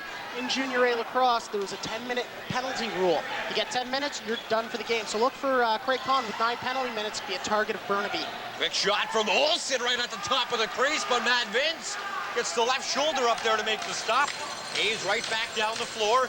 Mark Steenhouse will lead the way for St. Catharines. 1 minute has gone by here in the second period. Hayes continue to hold on to the 6-1 lead. Derek Wills alongside Chris Drennan and Andrew McKay for the call, live on Cogeco TV 10 Niagara. Hayes with 8 seconds on the shot clock. Here's Steenhouse. Drops it off. Kahn coming in late. Has the ball. Takes the shot. Missed it. Here's Greenhall with the rebound. Tried to flip it over to Kahn just as the shot clock expired. And the Lakers will take over. Well, I noticed Farina right out of the box, right on Kahn. Burnaby will be going after Craig Kahn for the rest of the game, trying to get him kicked out, taking away one of St. Catharines' top 2 players. Play deep inside the A zone. St. Catharines able to corral the rebound. Comes ahead to center. McKinnon leaps up into the air. He's able to grab it. Now it comes back down the right side. Rejoined by Andrew McKay. Good start to the second period for Burnaby, trying to grab some momentum coming out of the room. Now here's Wyndon. He'll spin around, looks for an open man. They've got 10 seconds on the shot clock. Now low slot, finds, wires one in. That shot bounces wide, up along the near side. Lakers, though, do get a new shot clock. Here's Fines again. We'll see if he gets any karma from his interview with Andrew. All he got there was double-teamed between Dre Levesque and Rory Glaves. And what was the attitude of Mr. Fines? Actually, we'll get that thought in just a second. Here come Levesque and Ham. Levesque takes the shot, and that is high stick right underneath his face mask. And we've got a stoppage in play with 17:32 to go here in the second period. And I don't know if we've got a penalty on the way. It looks like it, Andrew. Yeah, we do have a penalty coming up. I think it is that high sticking call on Lebec there. Gary Martin walking very slowly back to the bench. You can't even really tell who he's calling it on, but no, it is going to be on Burnaby to Milan Gaich, number 15. Kevin Fines was actually slightly upbeat once I managed to corral him from throwing helmets and shirts and stuff around the locker room. The Burnaby team as a group, as I just saw them, obviously very distressed. None more than Andrew Lachon, oddly enough. We're going to get a look here as here comes Lebec and just a cross-check action. Yeah, cross-check that really just rode above the shoulder. It's not the most horrible infraction in the world, but when it rains, it pours. St. Catharines gets another power play. We're just 2.5 minutes into second period action here from the Jack Aycliffe Garden City Arena. 6-1 Athletics lead the Lakers. Derek Wheels alongside Andrew McKay and Chris Trennan for the call live on Cogeco TV 10 Niagara. Here's Greenhall to Kahn, now near side Longboat, back up high to Kahn. Got Longboat on the power play now, Andrew, so maybe trying to get their sniper a little bit more confidence. Well, you'd say when you've got a 5-goal lead and you're fairly confident with the way things are going, you do want to get him on track very well. And here's the wandering minstrel once again, Matt Vince. Obviously the move didn't go too hot. He's testy. Big shot by Steenhouse way wide. Rebound trailed up the right side by Snyder. You'll have a trio of A's to get through. Can't do it. Must have felt like a pinball and a Popeye pinball machine because he does not sneak through that trio of A's defenders. The frustration on this Burnaby bench right now is very extreme. People are smashing sticks around, heading back into the little alley behind the locker room and just letting themselves vent. So they're looking for something to get this team going here. Here's Kahn up high. Tried the nifty little pass, intercepted though. As the Lakers try to move it back up the floor, but Miyashida's pass ahead to Ray was intercepted. Now here's Sean Greenhall, far circle. St. Catharines with 35 seconds to go in the power play. Now up high, Longboat finally wires one in. It was a blast, but it was also right into the chest protector of Nick Patterson. Back down the floor into the near corner. Lindsey Plunkett had 4 goals in game 1, would love to get one right now. Loose ball far side with 18 seconds to go in the St. Catharines power play. Here comes Mark Steenhouse. Up ahead to mid-floor, he'll stop. Wait for St. Catharines to make some changes. 8 seconds to go in the power play. A's have 18 on the shot clock. Top of the slot. Here's Greenhall, tried to wire it inside the far post. Rebound right to Hominick. Back up to Greenhall now. We're at 5-on-5 with 15:28 to go in the period. Here's Tim Ham. Taken down, tried firing that shot in. Loose ball into the near corner. Miyashida and Ham fight for it, but the shot clock will expire on St. Catharines. Very nice piece of sportsmanship there from Burnaby's coach, Paul Del Monte, as Craig Conant's stick flew into the Burnaby bench. And they could have been within their rights, just let it sit there until a stoppage in play. Instead, Del Monte fished it out, and as Con came by the bench, handed it back to him. That was a nice show when you're down 6-1 to show that kind of sportsmanship. Big shot in, Fines getting a little bit of karma from the interview with Andrew McKay. And 6-2 is now the score in favor of the A's. Well, usually people talk to me, they just get dumber, but you know, in lacrosse, dumb is good. So as Kevin Fines is proving, 4 minutes, 56 seconds in, he wires one from the outside. A couple of quick steps around the defender, uses the screen set by Gaich. Beats Matt Vince, not much, but it's baby steps. They get one back. They're down 4, although they probably felt that way earlier when they made it 5-1, and then Craig Con came and kind of stuffed that one down. As a matter of fact, when I walked out to our production mobile outside during the first intermission, the coaching staff was talking to Kevin Fines in particular, and they said to him, Kevin, we have to get one at a time. We can't worry about getting them all at once. We can't do that. We need to take small steps and get that 1 and then 2, and that's what Kevin Fines has done. He stepped it up here in period number 2. To use that baseball analogy, there's no such thing as a 9-run homer. So you just got to get them bit by bit, and hopefully you can claw your way back. Lakers have looked good here in period number 2. Here's Taylor Ray and taking the shot, but it was just wide of the near post. As a matter of fact, I think one of the Lakers took a step into the St. Catharines crease. Now 14:41 to go here in period number 2. St. Catharines leading Burnaby 6-2. And we've got a penalty on the way against John Donnelly, so a Laker power play coming up. Donnelly draped all over Ray's back as Ray was trying to head towards that net. Ray did a good job of turning that into a scoring chance anyway. But Donnelly basically had both arms around Ray, trying everything he could other than attempted homicide to take him down. We've already seen that once tonight. Yeah, we don't need to see that again. Loose ball up the near side, corralled by the Lakers. They've got 25 seconds on the shot clock. And a minute 47 to go in the power play. Here's Olsen. He'll slowly move it over to the far side, gets it up to Plunkett near side. Quick touch pass, far post, but Lakers have to regroup. Comes up high again to Olsen. They'll work it around very slowly. Plunkett tried to go to the far post as Fines again was Johnny on the spot, but he couldn't get the shot away. Instead, was hammered down to the concrete by Billy D. Smith. That's about the 4th time tonight Fines has had a good scoring chance, and either the ball came out of his stick or he had his stick deflected at the last second. A lot of times he's been close, and a lot of times those balls have ended up harmlessly in the mesh behind the nets. Here's Billy D. Smith using some of that offensive flair we've seen at times this season. Running around like an antelope. He'll take it far circle now. As he's doing a nice job with the penalty kills. Steenhouse in to take the shot short-handed. He nearly found some room inside that far post. Now here's the magic Mark Steenhouse, still with that ball on the penalty kill. Under a minute to go in the power play. Panicia comes in, takes the shot and scores!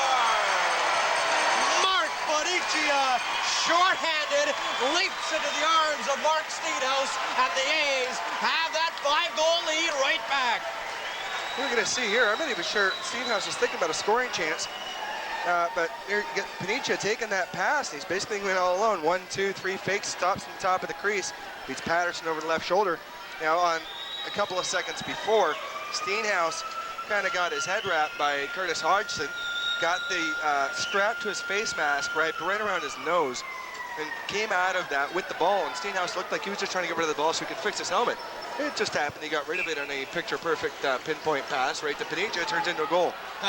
Sometimes you just can't do anything wrong. Tonight looks like one of those nights for the Athletics. One night we'll have one of those nights too. Yeah, exactly. I'm sure we will. It might not be this year. No, that's... Tuned in 2092 for the world's first Coach Go broadcast. Go ahead. 42 seconds remaining in the St. Catharines penalty. So the Lakers will try to get that one back on the power play. They set up deep inside the St. Catharines zone. Comes back to our circle, now up high to Plunkett. Plunkett playing keep away with Binning. Now it goes up along the far post. Bowman doing a nice job keeping his man to the outside. Olsen tried to sneak a shot in. Now we've got Bowman wrapped around his man. Penalty coming up against Bowman. Quick shot. They score. Gary Binning taking advantage of a delayed penalty against St. Catharines with a nice low shot 5-hole on Matt Vince. And they've got it right back. It's 7-3. And this is exactly what St. Catharines didn't want to happen here. We're going to get a look here at Binning with the Gary Martin. You can see in the corner with his hand up. Binning just kind of lets a shot go. It takes a skip just down towards the crease, beats Matt Vince on the bounce. And now, this is the worst thing that could happen for St. Catharines. 14 seconds left on the penalty to Donnelly and the upcoming penalty to Bowman. And because Burnaby scored, that counts against Donnelly's penalty, and now Bowman goes back in for another 2 minutes. And it's 7-3, and you're doing okay, but so far in this period, you're getting outscored 2-1, and you do want to do whatever you can to hold on to this lead, and that's not going to happen by giving up penalties, shorthanded situations, and giving Burnaby a chance to score and come even closer. Miashita finally wins the face-off against Russell. Ball all the way back into Burnaby territory, though. Here's Miashita with it, works it up the near side. Olsen leaps up to grab that pass. 1:45 left in the penalty to Dan Bowman. 12:38 to go here in the second period. Burnaby has cut the St. Catharines lead to 7-3. Quick passing up the near side. Binning can't handle it. He'll chase it down, top of the near circle. Now goes across for Olsen. Gets it back, trying to find a lane. Tried to hit Olsen, but it's nicely intercepted by Greg Flores. But we've got a stoppage in play, and it will be Burnaby ball deep inside St. Catharines territory with a $1:27 to go in the power play. I think Flores gets called there for stepping into the crease. No, it's a Burnaby player at the crease, so St. Catharines actually takes over. Here's Flores now, heading off to the bench for a change, so Billy D. Smith will carry it up the floor. Has his helmet knocked off. Will drop it ahead to Craig Kahn. Kahn being forced by Kilby up the far side. Kahn Miraculous move to get around a couple of Burnaby defenders. Lost the ball finally as they throw it around far side. Kahn gets it back again. Unbelievable. He's got 3 of the Lakers draped all over him before it finally comes loose. At the same time his helmet did. Now Kahn taken down inside Burnaby territory, trying to petition for a penalty, but he's not going to get one. Kahn cherry picking up high now as he fixes his helmet back to his skull. Loose ball near side. Lakers trying to corral it. They're having some problems moving it around effectively right now. They've got 35 seconds to go in the power play. Olsen now far side. Lead pass near side. Plunkett tried to go on the far post. Vince left up high to make the stop, and luckily it bounced off his left leg.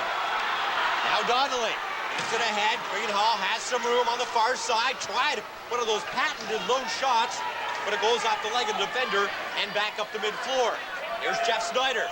8 seconds to go in the St. Catharines penalty. Bowman getting set to step out of the penalty box. Here's Plunkett up high. Wild pass goes off the end board. Snyder gets the rebound, takes the shot. Ball grabbed by Gaich outside the crease. And the Lakers have a new shot clock as we return to 5-on-5. 10:44 to go in the period, and St. Catharines throws ahead a pass. Here's Greg Flores in, takes the shot. Big save by Nick Patterson, his biggest since taking over for Andrew Lachon. Well, Burnaby's created the worst kind of Craig Kahn you can hope for in a game like this. He's getting testy, he's getting feisty, but he's not reacting too harshly. He's already got a couple of very big goals. You know, you keep this up, and he's just going to keep retaliating by scoring on you. Not the kind of Craig Kahn situation they were trying to create by getting under his skin. That's a good retaliation. Quick shot, they score! Kevin Hansen grabbed a wild shot that bounced off the end boards and basically one time went in behind Matt Vince and Andrew. Three-peat Growlers coming back, 7-4. A's lead. Well, the St. Catharines defense is starting to collapse a little bit here. You can see Smith going after his man, but he's not there nearly in time to get on top of him. They're not positioning as well as they normally do, and as well as they were in the first period, where they were forcing Burnaby to take inconsequential shots. There's another word for it. We're doing one a period tonight. Timeout coming up for the St. Catharines Athletics. 10:06 to go in the second period. Matt Vince will head over to the bench. I think he needs a bit of a breather to sort out his thoughts, Andrew. And I think this whole defense would like a chance to regroup too. They have had a weird stretch here of about 6 minutes of mostly shorthanded stuff, and it's even tougher when you're creating so much offense and starting to pour goals in like they haven't as this series has gone along, to then remember your responsibilities on the back end. In the last couple of minutes, Burnaby's taking advantage of that by forcing the ball down the floor and creating those extra chances.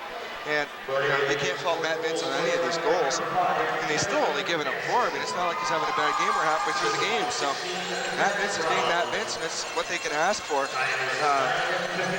One thing that's surprising me is Nick Patterson's actually stepping up fairly well in the Burnaby net after a bit of concern about Andrew Lachon and how he's been carrying the team for the most part through the first couple of games. And put in the backup and have him come out solid. That's a big plus for Burnaby. And Miyashita here in the second period winning the draws against Pat Russell, so that might be part of what has turned around Burnaby's fortunes. A's moved the ball back up the floor. St. Catharines desperately needs something to go right. It seems funny to say that, but Burnaby right now has all the momentum, although St. Catharines still has a 3-goal lead. Here's Steenhouse near side, looking for some room, gets it ahead. Now Tim Ham wires the shot in. Patterson down on the knees to make the stop. And he has a little nifty backhand pass up to the far side, so Patterson playing with some confidence right now, Andrew. Hey, when you're in the back, if you get into a Minto game, you play cute. You show them everything you got. Is that everything? Yeah, well, if he had more, he probably wouldn't be the backup. Loose ball corralled by Levesque. He'll fire it up the far side. Now Dave Bowman out on the floor for a rare shift. A's quickly get it up the floor. Here's Mike Hamaduk. St. Catharines with 17 on the shot clock. Up high. Now Dan Bowman. Near side Mark Panicia. Looking for a lane towards that Burnaby goal. Panicia still with it. He'll back it up a little bit. Still in the near circle. Now Longboat winds one in, and Andrew, that had a little bit of mustard on it, but he just missed that far post.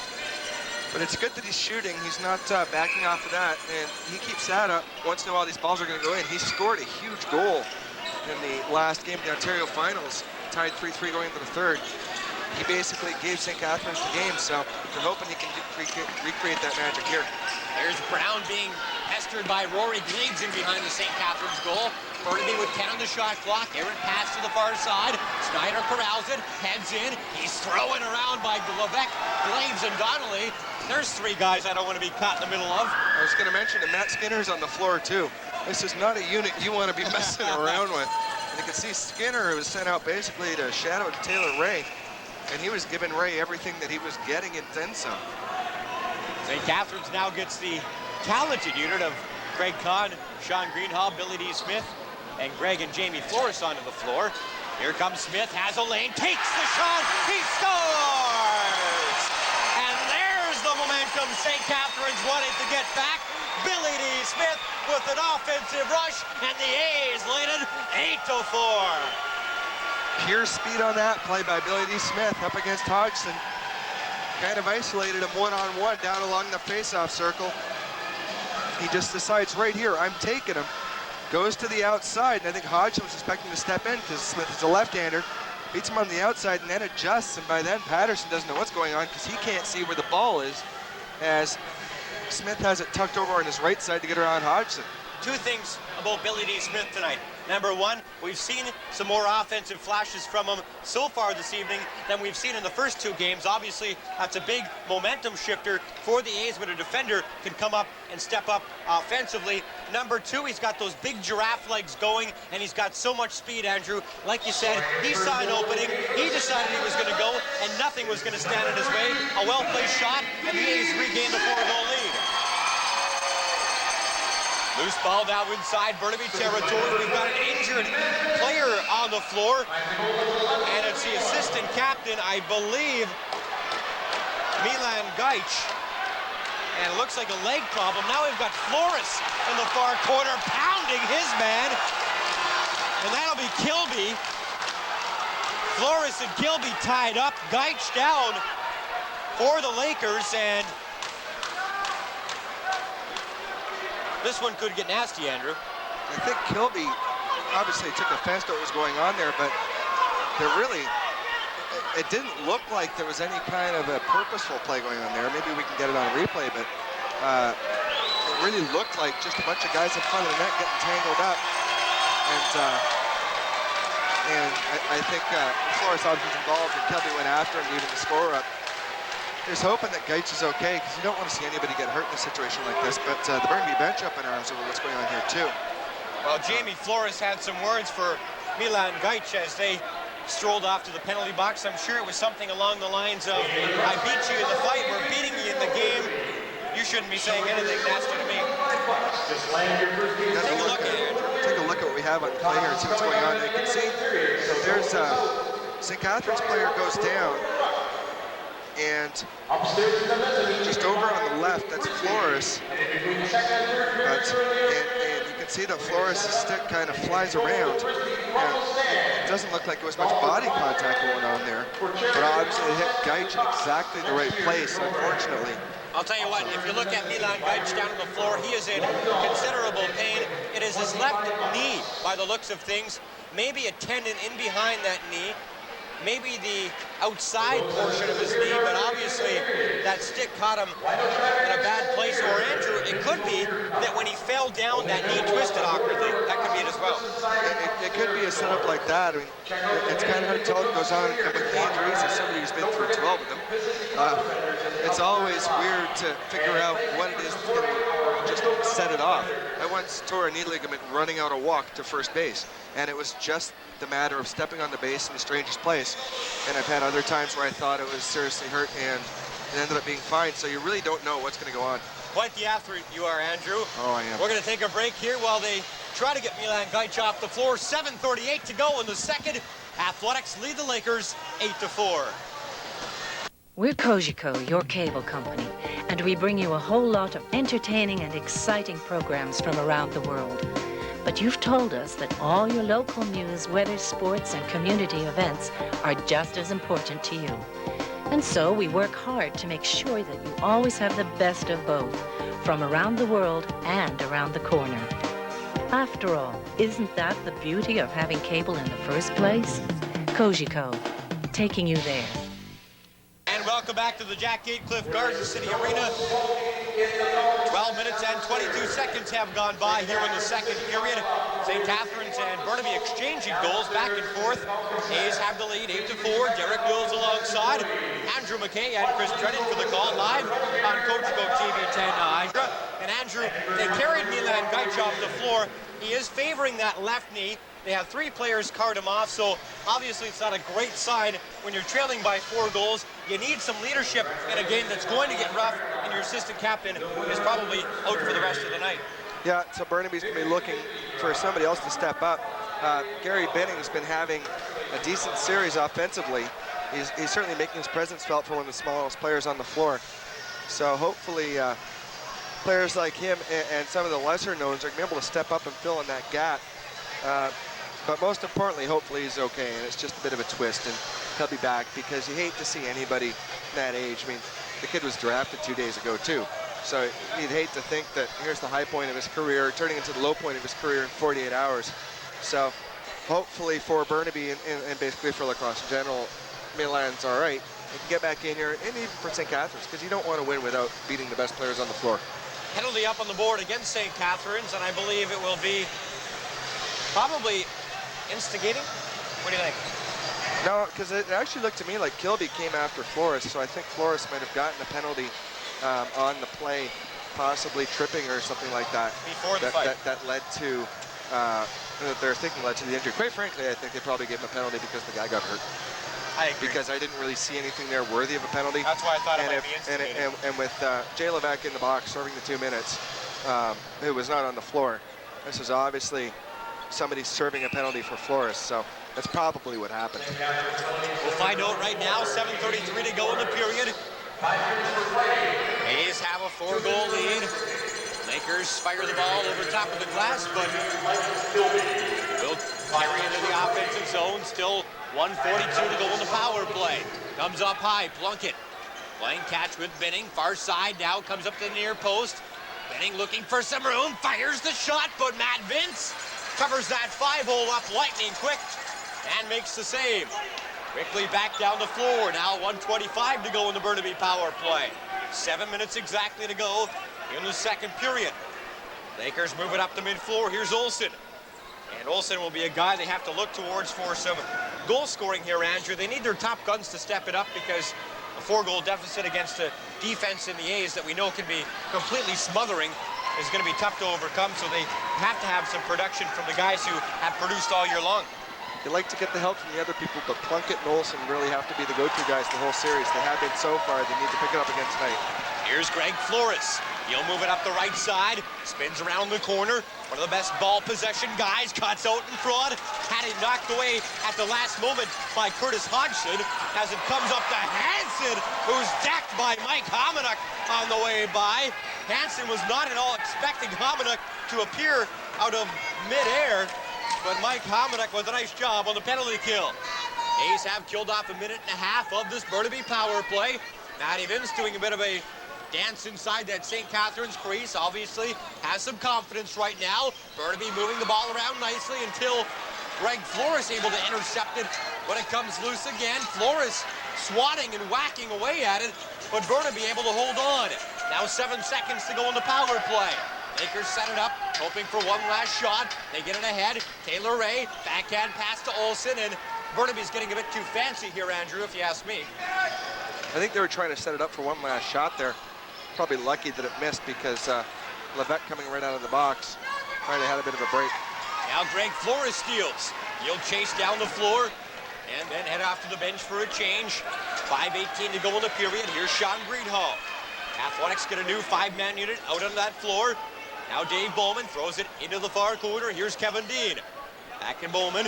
He'll sneak in, looking for an open man up the near side. Finds Tim Ham. Ham winds the shot in. Oh boy, that one was heading for that near goal post, but Nick Patterson able to get in front of it and make the stop. Back down the floor. Lakers trying to cut that deficit again to 3 goals. They'll get it into the near corner. Fired to Gwindon. His pass across to McKinnon wasn't, as we've got another penalty on the way against St. Catharines. We've got another injured Burnaby Laker down inside the St. Catharines zone. I believe it's Kevin Hansen. I can't quite make out the entire number, but he's sprawled out right on his stomach. Dave Bowman off to the penalty box, so I don't know if we've got a good acting job here or he took a nice shot to the head. Well, I was looking straight at the play, and I don't think this was as bad as it looks right now. However, with head injuries, you can't tell. You know, the littlest thing can set it off. So we're not going to play along with any kind of embellishment situation. But we're going to look over here. We got Dave Bowman tracking this guy down. No, that was brutal, actually. I take it back. That was a complete two-handed cross check right across the back of the neck. Bowman's very lucky. He only got 2 minutes on this play. He could have given him 5, and I don't think anybody could have complained. Not even Dave Bowman. And you can't even really say that he didn't know where, I believe it's Hodgson, didn't even know where he was, because it was pretty obvious that he went straight at him. No, it's Vunich. Hasn't seen a minute on the floor until now. Say it. Vunich. Good. Derek's been waiting to say that name for 3 games, so there, you got to say it. He got up okay. Only 2 minutes on the board for Dave Bowman, and he's lucky. Not bad. Vunich, 1 shift, drew 1 penalty. He can take off the equipment now. He's got a good series. Let's hope that, I mean, I'd say this is a bit coincidental, but here's hoping that St. Catharines kind of rein this in a bit, because what this is going to lead to, although they look kind of, marginal things right now just happening on the side, if St. Catharines can manage to get 2 or 3 more goals, if we've got an 11-4 game in the 3rd period, there's going to be a lot of Burnaby guys who already detest this St. Catharines team, who are just going to decide to start going at it. And as you've seen from the St. Catharines guys, they're more than willing. You know, guys like John Donnelly and Jay Levesque and even Mike Longboat, they'll go all night. So this could turn out to be a very long 3rd period if this extracurriculars keep up as they are here in the 2nd. Still 1:43 remaining in the Burnaby power play. 4:15 to go in the 2nd period. A's leading 8-4. Derek Wheels alongside Andrew McKay and Chris Trennan for the call live on Cogeco TV 10 Niagara. Brown, one of those behind-the-head passes again. And they've had about as little success on those passes as you possibly could. Why do they keep trying to be fancy when they trail by 4 goals? I don't see the point. Probably because the stuff they've been trying to do that was normal hasn't been working. It really hasn't been working for 3 games. They haven't been winning these games under goal scoring. Get a penalty coming up as Mark Steenhouse drives on. Steenhouse went in between 3 guys and came out with the ball and got a nice reaction from the crowd here at the Jack Gatecliff. Steenhouse still has it. This is Mark Steenhouse. Now he has a lane. Steenhouse in. He scores! Oh, Nelly, Mark Steenhouse. What a play. And the A's lead it 9-4. And you know what? We haven't even had a goal signal yet. We got Frank Lawrence heading back. He's picked up the ball.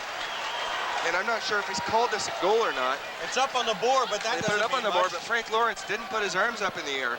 So we don't actually have a call here on the goal yet. Steenhouse thought it went in. Lawrence picked up the ball, and then Lawrence pointed at the center, at the face-off circle. They get a look here. So we pick up the ball, and there it goes right along the right post, off the back of his leg. It's a goal, and the A's have that 5-goal lead back. I don't know, Andrew. Well, if we can roll that tape back one more time and see it again. I think that it was rolling back towards the net as it went out of camera view there. Frank Lawrence calls it a goal. It's not coming off the board now. So here we go. We're going to try and take a look at this again. Steenhouse comes in. You can see the ball bounces a bit on the left, comes flying over.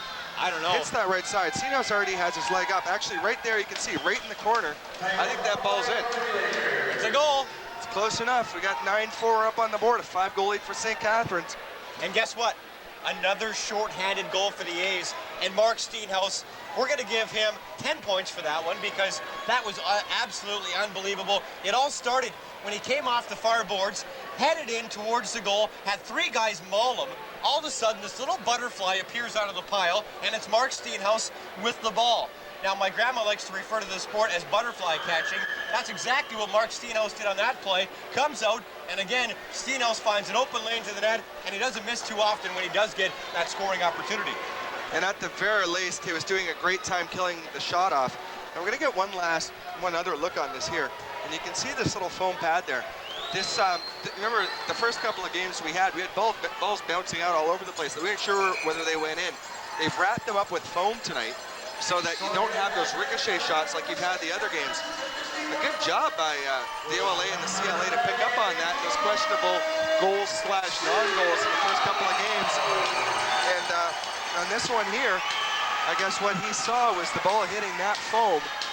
Hits that foam, that's a goal because that's inside the net. 5-goal lead. 3:32 is the time remaining in period number 2. St. Catharines trailing 2-0. They are in fine form tonight, and it looks as though we'll at least go to Game 5 in this best-of-7 National Junior A Lacrosse Championship. The question remaining tonight, will this game end peacefully? Will this period end peacefully?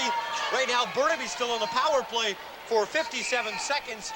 I've got a feeling, Andrew, that if this score goes any more in favor of St. Catharines, we're going to see some shenanigans on behalf of the Lakers.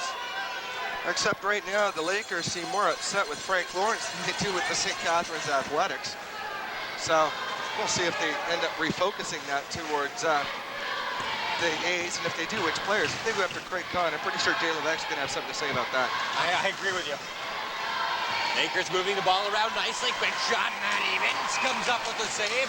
He got the right leg out there to get in front of the ball. Now Billy D. Smith picks it up. We'll see if he can use that speed to his advantage like he did on his first goal of this series. 15 seconds now remaining in the St. Catharines penalty. Billy D. Smith being very patient up high. He looks for Steenhouse heading in. Steenhouse has it, bounces it towards the goal. And I'll tell you what, Nick Patterson had no clue where that ball was. He just stood there, and it went right off his left leg. And the A's come up and force another loose ball as Craig Conn picks it up. Burnaby not getting much going on the offense. Looking for that lead pass from Matt Brown. Doesn't go anywhere. Everything's going the A's way right now. Here's Mark Panicia. Panicia drops it off. Now Bowman drops it far side. Hamadek comes in with a shot, but his stick was tipped on the way in as the ball flies way over top of the glass and out of play. Chris Drennan now joining us for the 2-minute and 11-second warning. Hey, Derek, how's it going? I'm very good. How about you? I'm doing well with a 9-4 lead. Nice day outside today, huh? Oh, excellent. Did you sunbeam? No, I was at work outside, and it was a hot one. Thank God, because a mental picture of you sunbathing in a Speedo would scare all our viewers away. Oh, I don't even think anybody wants to think about that. Speaking of sunbathing and a Speedo, Jamie Plunkett, or Lindsay Plunkett, excuse me, is trying to press Matt Skinner down to the floors. Skinner likes to sunbathe in a Speedo, I hear. Well, I can't confirm or deny that rumor, but if there's one thing I will say, Matt Skinner knows how to stir it up. And I think that's what he was doing with Lindsay Plunkett. I mean, definitely a smart move for Matt Skinner to try and take Lindsay Plunkett to the penalty box with him, which he has. And I think you should be looking for more stuff like that. Take these Burnaby players to the penalty box with you. Maybe, you know, who knows? You might get one kicked out for 10 minutes of penalties. But that remains to be seen. I think we're going to have lots of penalties in the third period, Chris. That's my prognostication.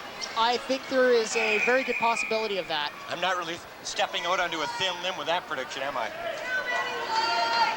1:50 remaining in the offsetting penalties, 1:44 to go in the period, so 6 seconds of those penalties, unless someone should score or get another penalty like Jamie Flores has just done. I don't believe Jamie's gotten another penalty. I think he may have accidentally left the penalty box early on the 5-minute fighting penalty. Yes, they're calling back the Burnaby player as well. So I believe both of them left the penalty box a tiny bit early. Very observant, Chris. You would be good at the game I Spy with my little eye. Actually, I'm horrible at that game. I cannot play that game for the life of me. No, it comes from my experience in the game, and also I refereed for a few years, unsuccessfully, might I add. But it's the small things it's the small things that you have to watch for away from the play, and you get a better feel for that here at the GCA in the Jack Aycliffe Arena. You know, like the seasoned fan will be watching for the stuff away from the play, seeing what's going on behind the play, as will the referees. But you know, definitely an experience, and you know, just happens that we have Game 4 in this series tomorrow night at 8 o'clock. I think live on Kojiko TV 10. Come on, Chris. Live on Kojiko TV 10, but I'd like to challenge the viewing public. If you have never been down to a lacrosse game, come on down to the Jack Aycliffe Arena and check it out. It's fantastic. As Roddy would say, come on down. Speaking of coming on down, here's Mark Panicia trying to make his way down to the net. Now 1:24 to go in the period. And another stoppage in play, and guess what? Another penalty on the way, and it's our good old friend Nick Farina, who has been a frequent visitor to that Burnaby penalty box. Nick, as a matter of fact, I've been told, has put some pictures of his kids. I shouldn't say kids, I don't know if he has any kids, I'll make somebody mad saying that. Of his girlfriend and of his family, and Nick's very comfortable inside that penalty box. Well, actually, I think Nick Farina and Frank Lawrence were just discussing Nick Farina's lack of payment of rent on his stays in the penalty box. So I think they may have to discuss that between the second and third periods. But I believe we have a timeout called here. So again, as Chris mentioned earlier on, Game 4 coming up tomorrow night live on Kojiko TV 10. It all gets underway at 8 p.m. Game number 5 will be on Thursday. We get Wednesday off, a day when we go sunbathing in our Speedos. So Thursday at 8 p.m. we'll have game number 5 if necessary. And at this point, with a 9-4 A's lead, it looks like it will be necessary. Game number 6 will go Friday night again at 8 p.m. Game number 7 Saturday night at 8 p.m. All live on Kojiko TV 10 Niagara. And what a great way to start the Labor Day weekend, if necessary. You know, 2 lacrosse games on the Friday and Saturday night. Sunday out by the pool, and Monday, more time out by the pool. So we get back to action here. No Speedos involved. Guess what Sunday is? Sorry, what is Sunday? Sunday's my birthday. Did you buy me a present, buddy? No, but we'll have to give you a birthday plug. Okay. It'd be a nice present if the A's won. Oh, it'd be a fantastic present if the A's won.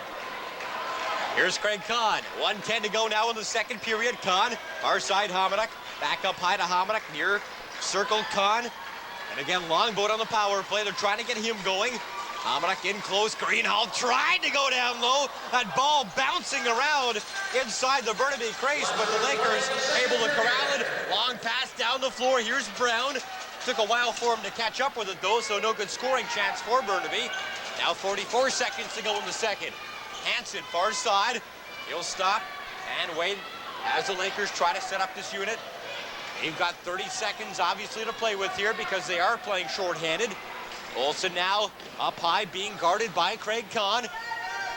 Olsen still has it, looking for a lane to that net. He's going to be patient here, Chris, and wait for that clock to wind down. I think Burnaby's playing for last shot. Well, actually, Burnaby is a man short, so there is no 30-second shot clock. And they definitely will be playing for last shot as they're pulling the goalie. We'll start the shot clock, but with 10 seconds left, it won't make a difference. Burnaby needs something here to go into the dressing room with. Here's Olsen in. Great pass by Benning to Olsen, who came streaking in from the left wing, but he couldn't get it by Matty Vince. Just 4 seconds to go in the period. Vince will pick it up and fire it down the floor, and that's it. Through 40 minutes in game number 3, it's been a completely different St. Catharines athletics team here tonight, as they have the 9-4 lead through 2 periods. Well, I mean, the one thing I can say about tonight's game, St. Catharines has definitely found the offense, and to quote the Baja men, who let the dogs out? Oh, please don't say that. Keep in mind, I work for the Hamilton Bulldogs, and that song was so overplayed that everybody around the office just dreads the fact hearing it, and if they hear it on their car radio, they pull over, get out, and start walking. That's how much we hate that song. Oh, Derek, I know how overplayed that song is. I hear it at least once a weekend, and I dread it. But speaking of dread, Burnaby definitely has to be dreading the position they are in right now. So again, the score through 40 minutes from the Jack Aycliffe Garden City Arena in St. Catharines. The A's, an impressive performance so far tonight, have the 9-4 lead. A lot of questions to be answered so far. for both teams here tonight. Burnaby a bit weary coming out of the gate. Will it be an action-packed third period? I think so. But right now we'll head downstairs and join Andrew McKay, who's alongside of Mike Hominick. Andrew, take it away. Joined now by Mike Hominick of the St. Catharines Athletics, a 9-4 lead after 2 periods. It's a pretty good improvement over the first 2 games. Yeah, this game between last game is we're scoring on our chances, and we're not playing on our motion. What we did the last 2 games, we took a lot of stupid penalties when we were down, and now we're just playing a little more discipline, let them take the penalties. Makes it feel a bit better that you can actually take these guys when you play your game, you know that you're the dominant team? Oh yeah, I think we knew that from the first game. Like, we were right there in both games, and we just weren't getting the bounces. So now we're getting the bounces, and we're getting everyone scoring. So and the defense doing their job. So on a personal note, to find out during the game, maybe you found out afterwards, that while you were playing game 2 on Saturday, you got drafted by the Philadelphia Wings of the NLL. That's got to be a pretty good feeling too when you come off the floor. Oh yeah, well, I didn't know until the morning after I worked. I phoned Dan and he told me, but I was pretty excited. I was hoping to get drafted. Now I just got to work for that now. All right, well, good luck the rest of the way. Good luck tonight, and we'll see you the rest of the series. Thanks a lot, Mike. Thanks a lot. Thanks. We'll be back right after this, 9-4 St. Catharines after 2 periods. If the Germans capture this city, the entire country will collapse. I want our boys to resist.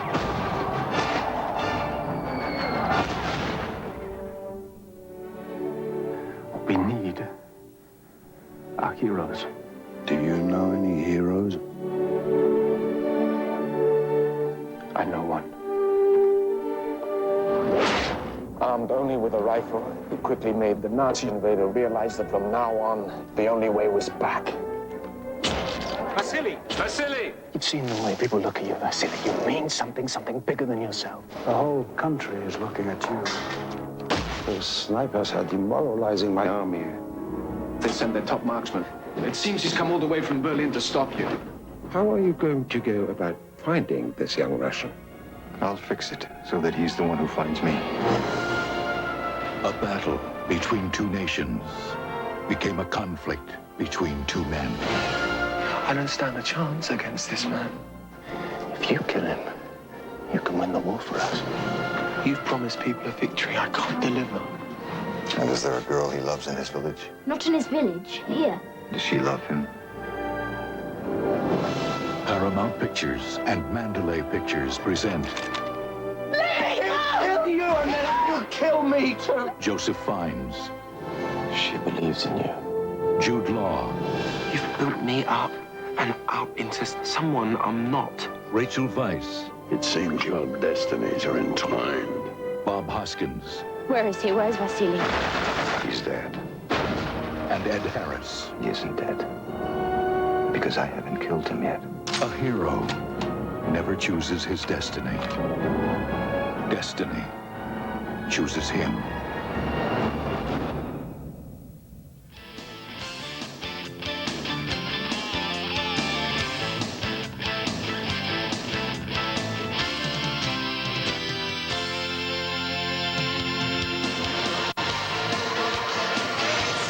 Welcome back. Joined now by Pierre Contouris, president of the St. Catharines Junior Athletics.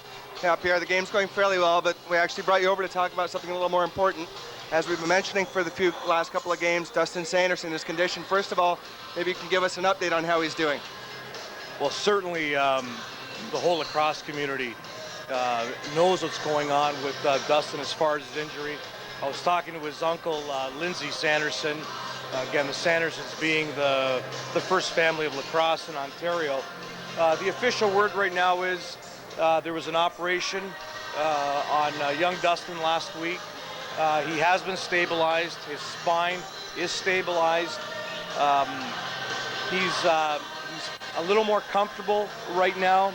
The doctors are very encouraging. But again, there's very little change, however, in his condition. This is the type of injury, from what I understand, that takes a long time to come around. So they're waiting for the bruising and swelling to come down a bit. certainly his youth is a great positive sign. He's a very strong young man. I mean, like I've always said, he's also a Sanderson, which is a great thing. He will be in the hospital for another 5 to 6 weeks. From that point on, he'll be moved to Lyndhurst, which is a specialty spinal cord injury center. And from there on, he may spend 5 to 7 months, depending on how things progress with him. Now, we've been having some fundraising things going on around the arena. Obviously, in the last couple of weeks, we mentioned before, Brampton Excelsior games as well. Maybe you can give us an update on how that fundraising is going and what people out there in the Niagara community can do to help. Well, certainly the best way to help for our Niagara people who are watching Cogeco this evening is to come down to the arena, come down to the game. We have a booth set up for the Dustin Sanderson Fund. We're selling the Angels with the lacrosse stick. We're doing face painting, head painting, leg painting, body painting. Any donation is certainly appreciated. You saw it today. My good friends Terry Olson and Kevin O'Brien from the Dog Pound Sports Bar donated $500, and that was a simple weekend fundraiser. And as a restaurateur myself at Joe Fetta's, I'm putting out a challenge to all restaurants in the Niagara Peninsula. Let's see what we can do. Whether it's $10, $50, or $100, this is very, very important. A young man, we don't know how things are going to turn out. Let's get this trust fund going. And for those individuals out there, the trust fund right now is set at the CIBC Bank. All you have to do is go into a CIBC Bank. The transit number is 7052. The account number is 495-1662. For those that have questions, they can certainly call me at Joe Fetta's at the Port Colborne location at 905-834-3111, and I will pass down any information I have, certainly any updates on Dustin's condition.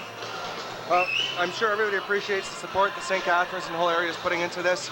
It's certainly an important cause. It kind of puts the Minto Cup in a little bit of a less perspective, where you realize what some of the lacrosse community is about. It isn't just playing games, but about being people. So we appreciate the support. Well, Andrew, if I can also add that there is a major fundraiser going on the 27th of September, which is a Thursday night up at Hockley Valley. So it's a Thursday all day, a golf tournament. $150, you get the whole 9 yards. There's great prize tables. And again, it's the cause that we're looking at. For those that want tickets or want to participate in the golf tournament, again, give us a call at Joe Fetta's, 905-834-3111. I'm certainly going to be up there. I'm bringing a whole group of guys up there. I'd love to be able to take a busload up there. It's a great cause, a great kid, and a great family. We'll be sure to post that information later on Cogeco as well, so that you can track it down. If you have any other questions, you can contact for us as well. We'll make sure we can get you anything else. But also, Andrew, for those who maybe can't contribute monetarily, at least let's say a prayer for Dustin. You know, for those that say a prayer at the end of the night, throw one in for Dustin, because he deserves it. He's a wonderful young man. I've had the pleasure of meeting him. He's a great kid, great family. Definitely. I've known Dustin since he was 11 years old, and this is the most shocking thing I could think of happening. So hopefully with the whole lacrosse community pulling together, we can really help him out. We'll be right back with the third period right after this. I've wanted to do this for a long, long time. Come closer. Kiss me like you've never kissed a girl before.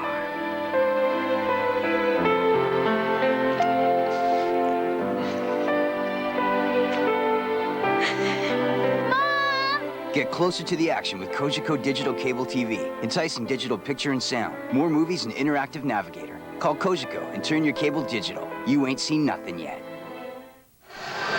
And welcome back to the Jack Gatecliff Garden City Arena in St. Catharines. 40 minutes have gone by in game number 3, and the St. Catharines Athletics look as impressive as we've seen them all season long. They've got a 9-4 lead over top of the Burnaby Lakers. Burnaby, though, continues to lead the series 2 games to none. Derek Wills alongside Chris Drennan and Andrew McKay for the call live on Cogeco TV 10 Niagara. And Chris, I got to ask you something. Yes. Why does Pierre always seem mad at everybody? I thought he was going to kill Andrew. You know, Pierre, he's a big, lovable guy, but I don't know, it's just one of those things. Some people don't take pictures well. Pierre apparently doesn't do interviews well. But he's not going to like you for saying that. Oh, he won't. But while we're on the topic of the Athletics, big period for the Athletics here. They have to step it up defensively. They have to keep Burnaby out. 5 goals is nothing in lacrosse. 5 goals can be scored in 2 minutes in lacrosse. It's extremely rare, but it can happen. Also, look for Mark Steinhaus and Mark Panici to pick it up. They've had fantastic games. And as we've been mentioning all season, the A's are going to have to look to people who aren't the usual contributors. They're going to have to look to the non-big ticket guys. Your Mark Panici's, your Billy D. Smiths, your Flores brothers, for that matter. Look for all of these guys to have, fantastic third periods. Third period action now underway. St. Catharines wearing the home white jerseys will move from left to right on your television set here in the period. Burnaby wearing the road greens will move from right to left. Quick shot there by John Donnelly. The most uncharacteristic offensive player on this team, Chris. Well, I have seen John Donnelly score a goal up in Six Nations in the finals, scored his first of the year. It was rather impressive. Lackluster victory dance, but still, impressive goal. Right now, Burnaby trying to kill off the remainder of their penalty that carried over from period number 2, and they've done it. So with 19:20 to go here in the third period, we're back to even strength with St. Catharines leading by 5. Burnaby looking to get something going early on. They're going to need to. Penalty on the way against the Athletics. Hansen's got it, but I think we're going to get one against Lindsey Plunkett on the retaliation against Matt Skinner. And there you go, Matt Skinner right in there mixing it up again, and he takes Lindsey Plunkett to the penalty box. It's very smart play by Matt Skinner. Look for Lindsey Plunkett to possibly pick up an extra 2. As we take a look here, Matt Skinner doing his job. He's getting in Lindsey Plunkett's face. Well, definitely in Lindsey Plunkett's face. As Lindsey Plunkett snaps and just goes after Skinner. He gets him on the ground. And a very dangerous move here as Skinner's getting up, cross-checks him in the back of the head. Not something you want to see. Very dangerous. As again, there's the cross-checks again. Man. Look for Lindsey Plunkett to pick up an extra 2. As I take a look at the scoreboard, he has picked up an extra 2. Apparently Matt Skinner has also picked up 4 minutes. So it'll be interesting to see what Matt Skinner picked up his extra 2 for.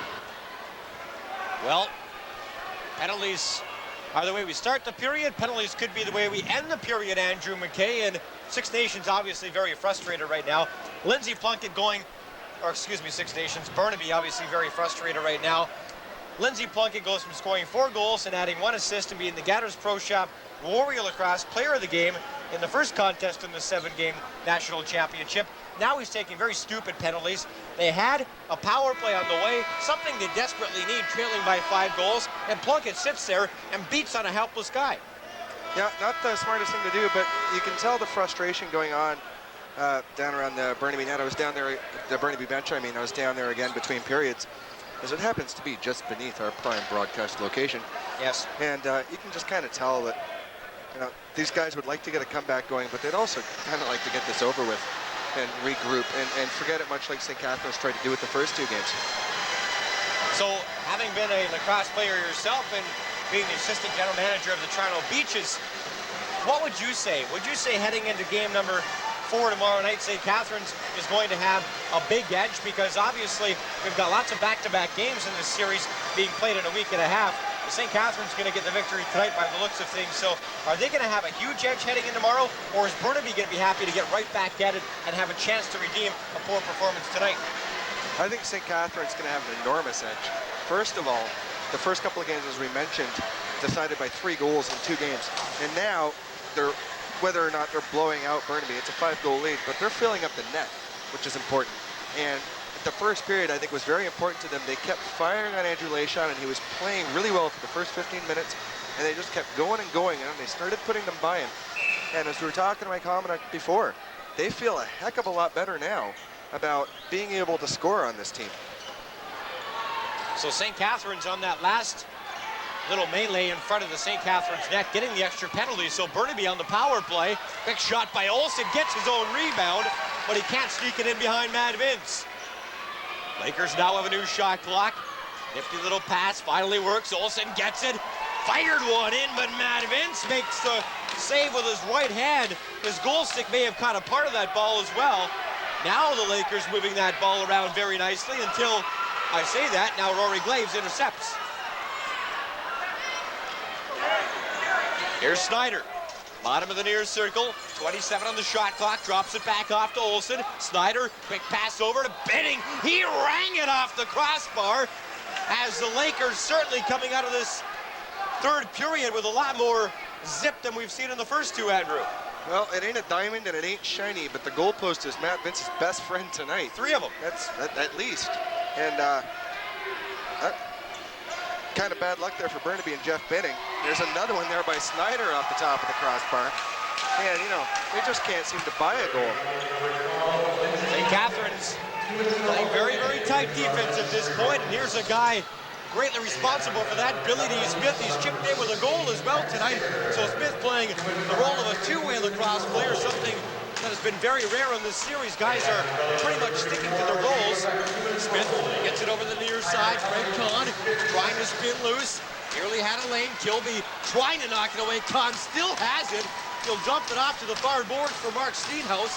Steenhouse doesn't see it as it hops over the glass and out of play. Now Kahn and Steenhouse, and that is a 10.0 by Curtis Hodgson.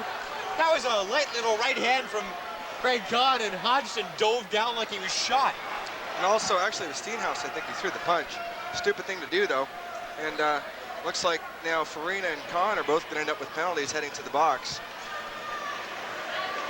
As I saw Gary Martin point both of them in that direction. So, really, you want to keep Craig Kahn on the floor here and let him keep drawing penalties instead of taking them and ending up on the score sheet like that. He's been very good this game so far and getting under Burnaby's skin. I gotta point something out here. That ladder down there? Yes. I pulled a muscle in my arm. I realized it driving on Saturday. No, yesterday, driving home as I stayed over on the weekend. And no, this is actually fairly bad. It's from pulling myself up with one arm, and right down here along the bicep, it's a pretty bad twinge. I hate to poke fun at your physical pain, but here's what we learned so far tonight about what a great athlete Andrew McKay is. He was given a walk in baseball and pulled a muscle on his way to first base. Charlie Hustle, man. I was running it out trying to stretch it into two. On a walk. That's great. And he was climbing up the ladder to the press box and he pulled a muscle in his left arm. Hey, oh, by the way, I have to clarify something in case anybody's watching and thinks I'm misrepresenting myself. I've actually never played a lacrosse game. Really? Never. Never once. I've done everything but I've never actually played a game. I'm not at all surprised. Well, no. Jeez, I'd be severely incapacitated. Oh, geez, you'd be dead. Speaking of dead, here's the Burnaby Lakers.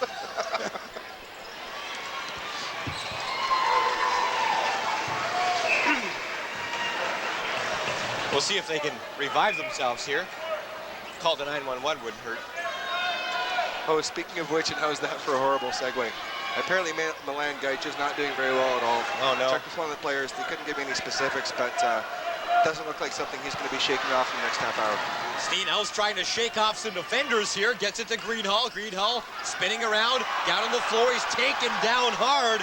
Nice check, though, by Jeff Snyder to knock down Greenhall, who was in prime scoring position. We got lights flash it up on that scoreboard. And there's going to be a 15-second power play here for Burnaby. I can't tell you where that's going to come. I just know it's going to.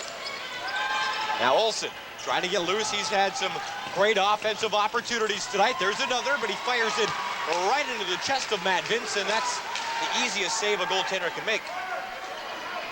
Yeah, it's kind of not particularly difficult when they keep firing it right into the A in the middle of your chest. You miss balls like that, that's how you get cut from your Pee Wee team. I guess they used to do that to Chris all the time. That's why they call him Target. They didn't try to score, they tried to hit him. That's classic. That explains why he's so demented. Oh, be nice. Chris is totally out of earshot right now, but he'll hear it in the morning when I'm out of town. Loose ball inside the St. Catherine's crease, says again. Matt Vince wandering around like a vagabond. Got lucky on that one as it rolled right in between his legs. If it goes off his foot, it goes into the net, but it didn't, and that's the way Matt Vince's night has gone. Yeah, and that's really a difference between him and how Leishon and then Patterson have been going along is when he stops it and loses track of it, it's bouncing around harmlessly. And But I don't feel so bad for not being able to figure out the penalties because Now the officials are trying to figure out the penalties. He's calling the captain over to, I'm not even sure what he's talking about here. He was speaking with the timekeeper. Well, I think what's puzzling here is, no, that wouldn't be it either. I was thinking of the old, the previous fighting major, as I saw Levesque in the box, but, you know, which is the name of a very unsuccessful U.S. restaurant chain, by the way. Levesque? Levesque in the box. You come up with these obscure references to places people have never ever heard of. You ever heard of Jack in the Box? Yes, I have. It was a joke, Derek. I have heard of Jack in the Box. There's no such place as Levesque in the box. It just sounds like it. Not really. It's like a pun. It doesn't sound at all like it. Well, not to you it doesn't.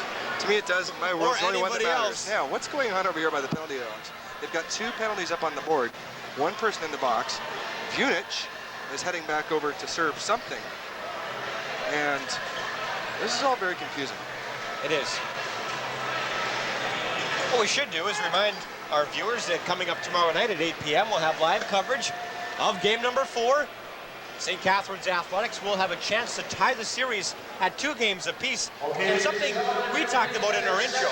As a matter of fact, you mentioned the fact that St. Catharines could easily just pull off 4 straight wins. It's not going to be easy, but it's something that very well could happen, especially with the way they played tonight. Well, there's nothing that's gone on in this series to this point that says Burnaby is going to take control of the game and run away with it. However, with the 9-4 lead right now with St. Catharines, we do have some kind of proof from the way this game's gone that St. Catharines can take a game and run away with it.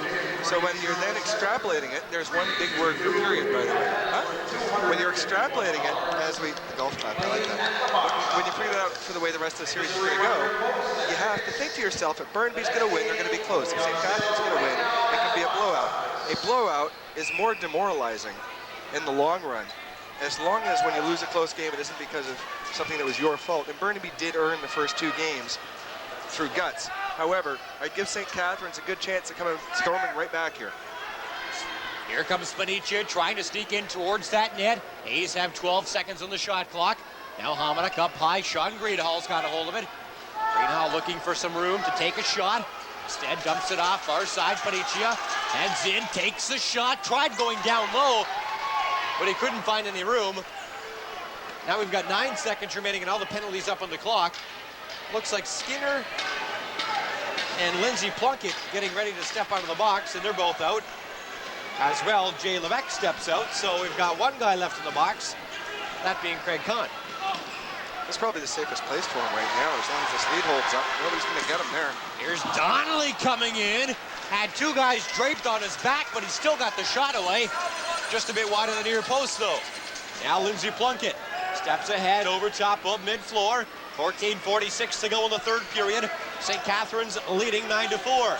Derek Wills alongside Andrew McKay and Chris Trennan for the call live on Cogeco TV 10 Niagara. And we've got whistles all over the place here as St. Catharines will take over. Got a too many men call on Burnaby, which is kind of odd considering the play had already been gone for 20 seconds.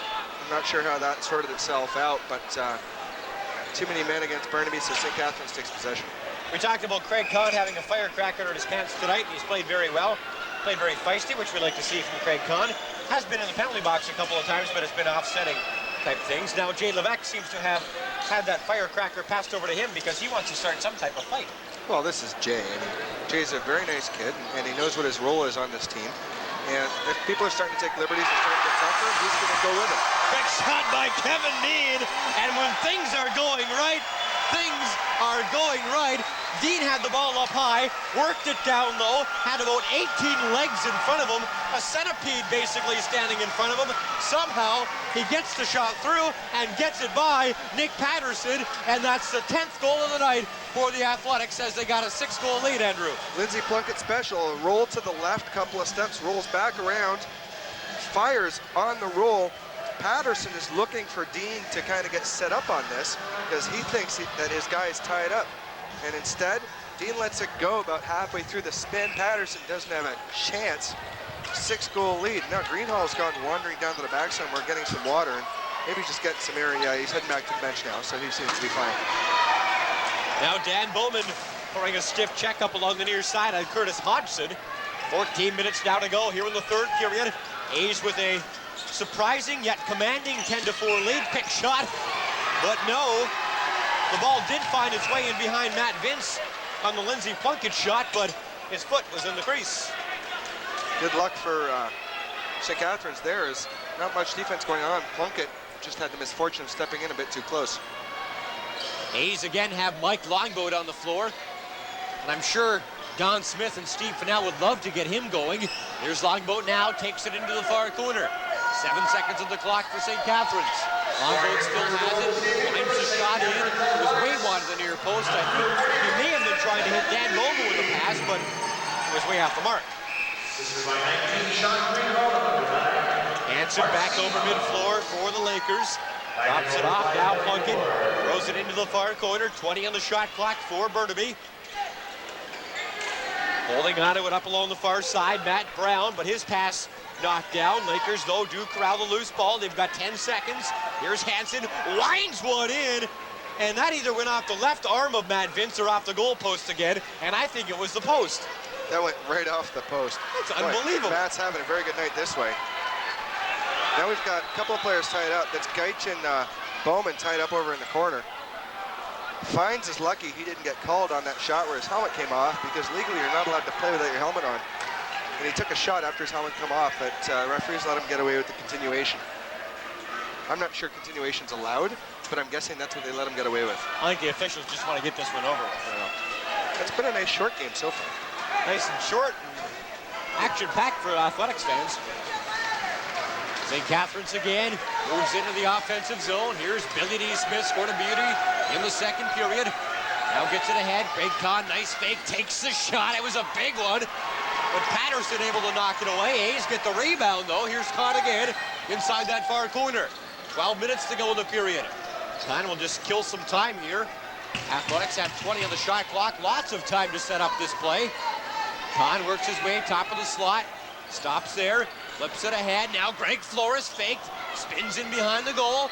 Looking for an open man in front. Finds Kahn. Couple of fakes. He tried a nifty little backhand slash underhand shot. Did not work. Now he's put into a headlock, and he absolutely threw Jeff Snyder down to the floor. Snyder's been feisty in this series. Greg Kahn suplexed him. Now Snyder whipping Kahn around on the floor, and we're going to have some more players off to the penalty box area. Craig Kahn better stay out of this, because St. Catharines has won this game. Craig Kahn doesn't need to go getting himself hurt. And if the referee wasn't right there, Craig Kahn might have just got hit in the head about 17 times. But what seemed to develop there, Kahn and Snyder got tied up over in the corner. I think he had Kahn in a bit of a headlock. Kahn turned around, threw Snyder down to the ground. We'll see how this gets started here, at least. Over in the corner. Here's Kahn trying to get in. There's about 3 seconds on the shot clock. Now here's Snyder right over around his neck. No, I'm sorry, that's the other Burnaby player. Snyder comes in behind, and now he's got his stick around Kahn's head. Kahn takes a bit of offense to that as Snyder keeps him there. So far, Snyder's in the box. In the air. Kahn's on the bench. So we'll see what changes there, if anything. We'll see how this turns out here as... I'm guessing either Kahn's not getting a penalty, is getting a penalty, doesn't want to go to the box, or is being tossed out of the game. Yeah, and I would imagine that it's probably the second scenario, as 11 minutes and 36 seconds left. You're figuring that if he got anything, I'm going to send him back. Look there at Matt Vince, probably in much higher spirits than he was a couple of nights ago.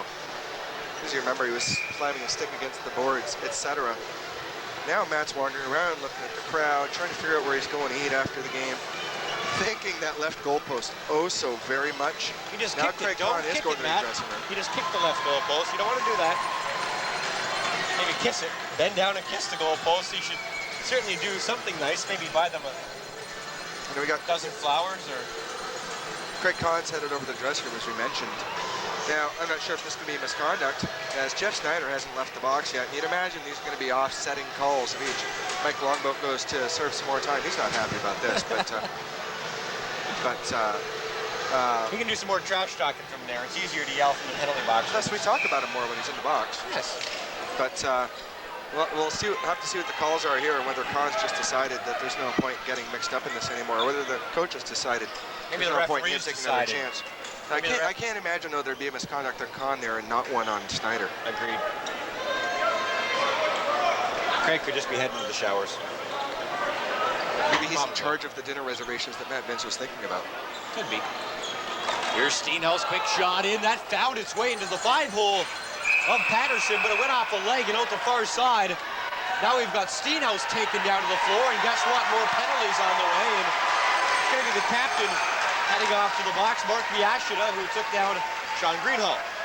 Yeah, no, it was actually Steenhouse, I think, but still, totally unnecessary. You know, there's 11 minutes left, and probably for Burnaby what they want to do, too, if they're not going to come back, is to let this one ride out, not get St. Catharines worked up anymore. You know, St. Catharines isn't thinking about that either. So, it's a bit strange that you're going out to play that physical. Face-off will go to the right of Nick Patterson. And of course, Pat Russell out there to take the drop. Yashin in the penalty box, so Russell able to knock that one back towards the Burnaby goal. And now Taylor Ray yelling at the official. It's going to be St. Catharines' ball. Here's your answer on the Craig Conn departure. He had 5 minor penalties during the game, so that's a game expulsion. So he's going to go chill out. He's probably just as happy about it. I would be if I was him. He's getting a head start on that pizza, I'm sure, is in the dressing room. Here's Steenhouse up high to Greenhall, near side. Hamanuk trying to find the mark. He hasn't yet tonight. Now Greenhall, Steenhouse has it. A's have 10 seconds on the shot clock. Greenhall winds one in. What a shot, and what a save by Nick Patterson. Patterson's biggest save of the night by far, throwing out that left leg. Although it doesn't mean much now. No, but it's important. It's on tape. Too bad somebody couldn't have had a save like that early in the game for Burnaby.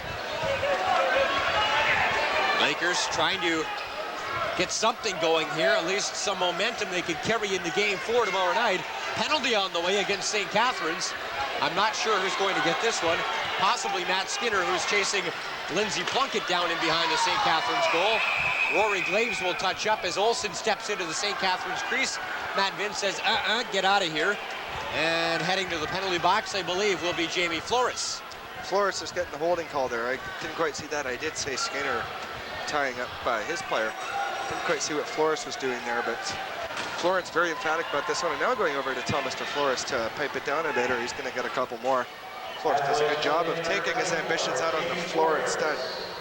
Here's a shot, Mike Longboat, giving him a noogie. But you can see this whole kind of mess out in front of the net. And then right there, a bit of a drape going on. So an extra 2 minutes for Flores to cool himself down and compose himself and kind of reflect, really. 10 minutes and 6 seconds is the time remaining. I can safely say now in game number 3. Well, you could have said that before, too. It's always been game number 3, but there will most likely now be a game number 5. Meaning that there won't be overtime. That's what I was getting at. Oh, okay. Lakers, though, try to inch a little bit closer. Nice move by Plunkett, takes the shot. Vince comes up with a save, but penalty on the way against our old friend John Donnelly. Hey, it's a holding call. Yeah, we love those holding calls. We love those holding calls. It's like they just invented the rule 4 days ago and none of the players knew about it. Hey, this is a bit odd. I mean, well, I've been mentioning it the last couple of nights. Burnaby's fortunes are not getting any better. Kevin Fines, on his way on or off the bench, has injured himself. He might have hit the corner of the door, but... And Fines has been one of their better players tonight. I won't say good players. I'm not sure they've had one. He's been just fine.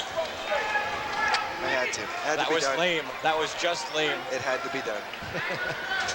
But funny. 14 seconds on the shot clock. Lakers moving those fancy little backhand passes around again. Fines is fine as he's back out on the floor.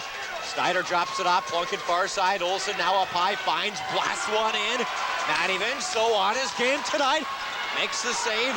Loose ball up the near side. Patterson had actually made a trip over to the Burnaby bench as the Lakers had 6 attackers on. That would explain why they actually had an offensive flurry for once. Well, and also that St. Catharines has 3 guys in the penalty box. Now here's Flores. Can't get it away. Fines wandering down the floor like a gypsy, but we've got a stoppage in play with 9:05 to go. Still 1:29 remaining in the last St. Catharines penalty. 59 seconds remaining in their first penalty. Greg Kahn has been ejected from the game for rounding up 5 minor penalties. You forgot to mention that I believe the way this shapes out, trying to remember how things went here, I think another 2-minute penalty for St. Catharines starts when the 59-second one is over. I would agree, because there's 3 guys in the box and Kahn isn't one of them. At which point, probably another 4-minute penalty will start, followed by a 5, maybe a 17. And you know what would be funny, actually? In the National Lacrosse League, if a goalie gets a 5-minute major, he has to go serve it. Really? You know, the big pads. It was so embarrassing. I won't mention who, but I saw a goalie do it. It would be funny if you still had penalty minutes on the box, or on the board when the game was over. You had to sit in there. So 14 minutes after the game, you had to wait until 14 minutes after the game and finish serving your time. Could you have some pizza? No. Oh. Well, that's not really a penalty, is it? It's just like your own little private box. Water? Maybe water. Steno's taken down again. Steno's not at all happy heading to the St. Catharines bench. Now Panicia pushing and shoving with Brad McKinnon. Loose ball, Olsen corrals it, gets it near side. Farina stops, drops it back off to Olsen. 20 seconds on the shot clock for the Lakers. Pass knocked down nicely by Rory Glaves, comes into the near corner. Now Billy D. Smith giving Olsen a nice little shot. Lakers, though, will hold on, and they've got a new shot clock to work with. Here's Fines, far side, Lindsey Plunkett wires one in. Knocked down, though, by Glaze. Now Olsen, rebound, far side, couple of moves. Big save by Matt Evans as Patterson heads back down the floor, just in time. Here's Steenhouse, 1, 2, 3, 4 moves, but Patterson, who had just returned from the Burnaby bench, able to make the big save. He's got to be happy with that. Chugging his way down there. Penalty coming up to Burnaby here. But you can see, now here's Patterson just basically figuring out where the net is, just as Steenhouse is starting to wind up for the shot. Managed to get exactly the right position. He doesn't buy any of the fakes. Finally, last second, throws his arm up, but stops it with his right leg instead. Completely bought the fake that Steenhouse sold him. Unfortunately, his right leg was there to stop it. Penalty coming up here to Burnaby. I'm not sure which player it is. He hasn't entered the box yet. But that last flurry there, you want to guarantee a loss. They pulled the goalie with 8 minutes left, or 8.5 minutes left, to create, the extra man situation. So then they forgot to send the extra man out on the floor. So they had 5 players on the floor and no goalie. Finally, somebody realized that they sent Kevin Fines out 20-25 seconds into it. They got a too many men penalty now to Burnaby for Patterson coming out, heading towards the net long before the first Burnaby player reached the back door. And of course, the rule is if it happens on offense, it's a change of possession, but if it happens on defense, it's a penalty. So, well, that's as good a penalty as you can take, really. Well, yeah, unless it had gone in, but right. But then it wouldn't be a penalty either. So exactly. Yeah. And a good job by Patterson to at least have the presence of mind to realize exactly how long it was going to take him to get to the net, turn around, not buy 2 fakes, take the third one, and throw his leg out. Because that's obviously what happened. I'm glad somebody from the Lakers realized what was going on. Be good. Well, when you pull your goaltender to get an extra man on the floor, you put an extra man on the floor. Yeah, that's basically how the rule works, but you'd think. But obviously just a confusion on the bench. So I don't want any of the Burnaby guys coming after me tomorrow night, so I'm not going to be too critical of this. We talked about the fact that when everything's going right for St. Catharines, it's going right. And really, there's been points in this series when it's gone back and forth for both teams. Everything seems to be going right. And this is just one of those nights when things are going right for the A's and wrong for the Lakers. And Burnaby's going to have to just try to put this loss behind him as hard as it's going to be. And you talked about that. St. Catharines is going to have a huge edge heading into game number 4 tomorrow night at 8 o'clock. Well, definitely, because they're going to know that they can blow a team out of the water. And as Mike Hominick said between periods, we knew we could beat them. We were upset we didn't, but we knew we were going to. And I don't think this is a matter of St. Catharines getting one win under themselves to get confidence anymore. I think in the first period they got that confidence back. And now they're doing a good job of sustaining that, weathering a bit of a flurry in the second period by Burnaby, and really asserting some dominance here. And once again, I'd like to mention, because I find it very fascinating when coaches in professional sports predict things, guarantee things. Don Smith said to me before tonight's game, Derek, I guarantee you we will win tonight's game. Now, that works 2 ways. I've seen coaches in professional sports, and I'm sure it's happened in amateur sports, guarantee things, and it doesn't happen. And then, of course, the media, you and I and Chris, are all over them, saying, oh, geez, they shouldn't have said that. They gave the other team motivation. But then there's the other circumstance when they're right. Then you call them a genius, so we're going to call John Smith a genius. Okay. Okay? Good. Perfect. Don, you're a genius. Nicely done. Of course, the other part is that then you have to send the players out on the floor and execute it properly. So, hey, you got to give them some credit for that too, not just for saying it out loud. Coaching staff obviously did a very good job reacting to game 2. If he would have been wrong, I would have said something. He's right. I'm going to say something. Good call by Don Smith. Big shot by Mike Hamanuk. Goes off the left leg of Nick Patterson. Back into the corner. Hamanuk bounces it ahead. Here's Sean Greenhall. 25 on the shot clock. 11 seconds on the penalty clock. A's will try to work this power play and kill some time. Sean Greenhall being very patient. Now we've got another penalty on the way, and that was about as easy a call as you can make, because we heard it from up here. Yeah, and I think they heard it in Burnaby. The bad part is, I mean, Panici had already been hacked a couple of times there, and you know, he was taking a couple of shots. They didn't get called. He turned around to the referee, and the referee was watching Andrew Gwendon. It looks like he was watching him. Gwendon turned around and hit him again anyway. So not a very smart thing to do there. And he gets 5 minutes for the slash, and that'll put this baby away. And you know, maybe that'll just kind of, maybe it'll be this now. You got 5 minutes where you get really good ball possession. You get to kill off the clock. That'll make sure that you don't get any stupid stuff going on. Because this isn't going to be people rushing into the corners, trying to pick up the ball, and you know, ending up throwing each other around. As far as I'm concerned, the A's can send Sean Greenhall, Mark Steenhouse, and everybody else to the dressing room right now. Make sure they don't step back on that floor. Make sure there's no risk that somebody from Burnaby's going to try to take a cheap shot on it. We've seen it a few times so far tonight. Just get this game over with. Go celebrate in the dressing room. And start thinking about tomorrow night. Now a little chat going on here between, I'm not sure who the Burnaby player is, but Dan Bowman, and Jeff Snyder. Who do you know Jeff Snyder's asserting his nasty streak again? Somebody did something to his cornflakes this morning, because... and it wasn't put milk in them. No, and Dan's just been testy, I think, since he was 4, so... nothing will come out of that, I don't think.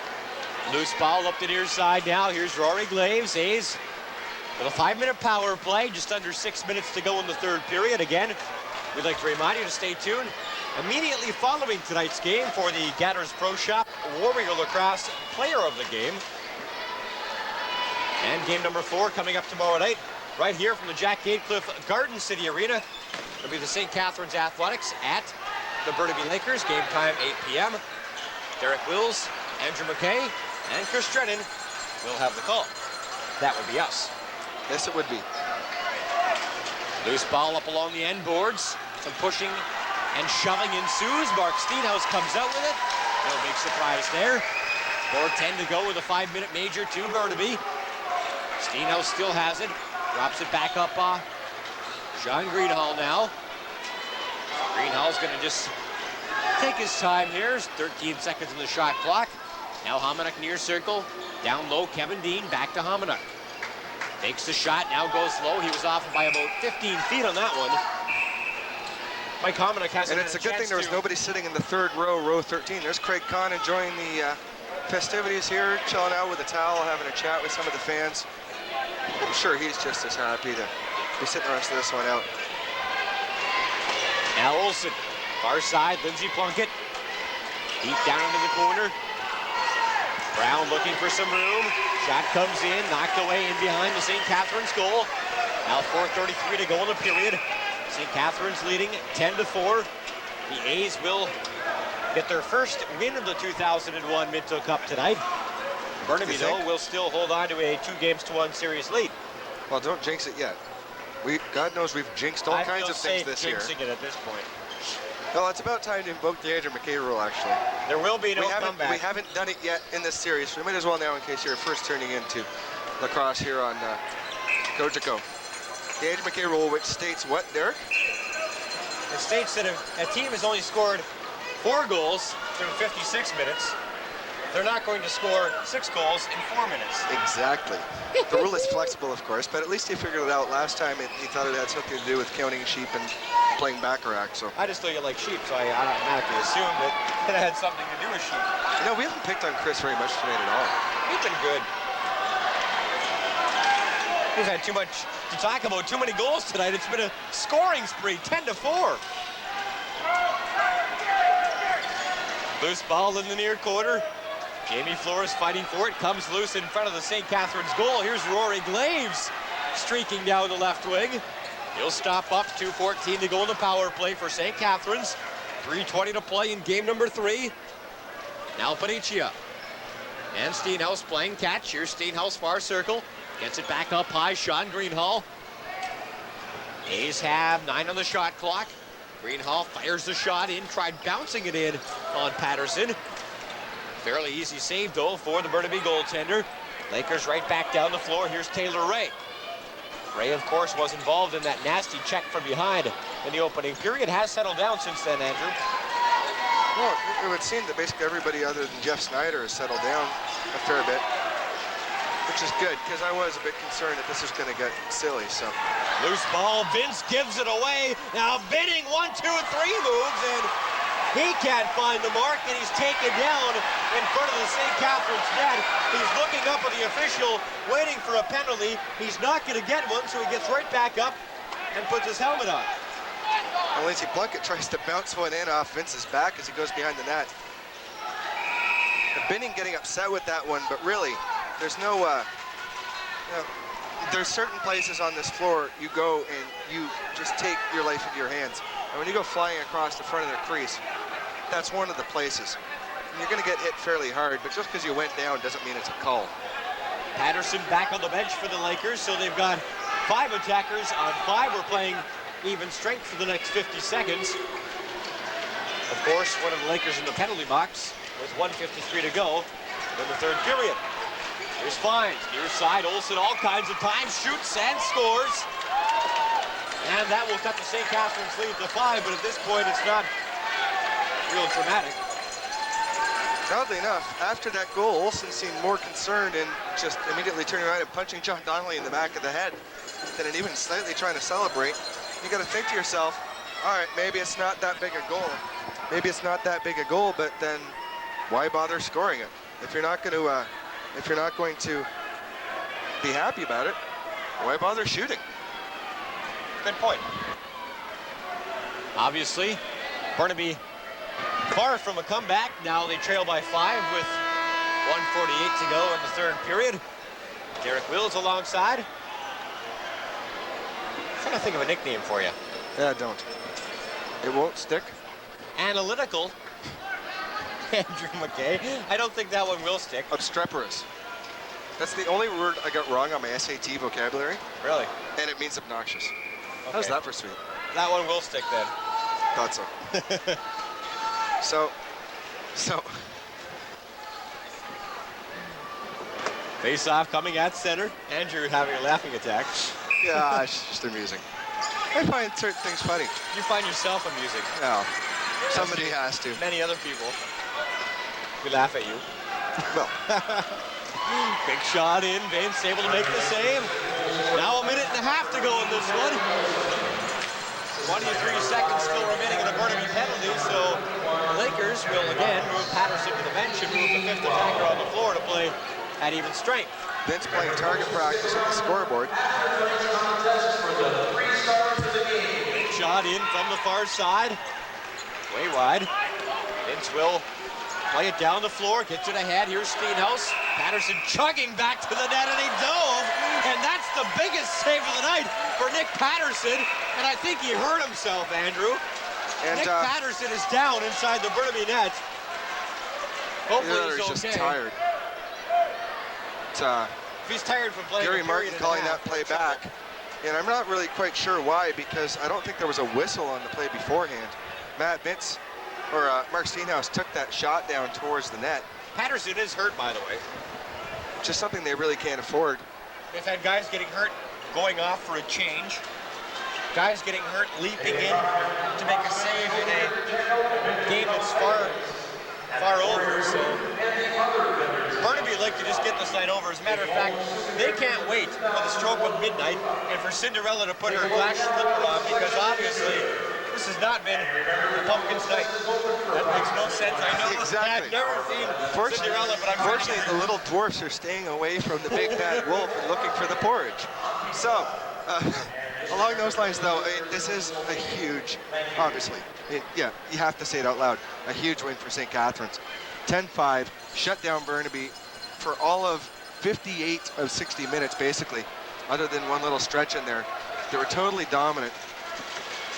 They've gotten scoring from their important guys like Greenhall and Kahn. They've gotten it from some of the lesser lights.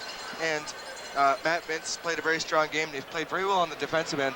And now it's going to be up to the Burnaby coaching staff to head in with less than 24 hours to prepare for Game 4, figure out what happened here tonight, see what they can't do to make sure that it doesn't happen tomorrow night.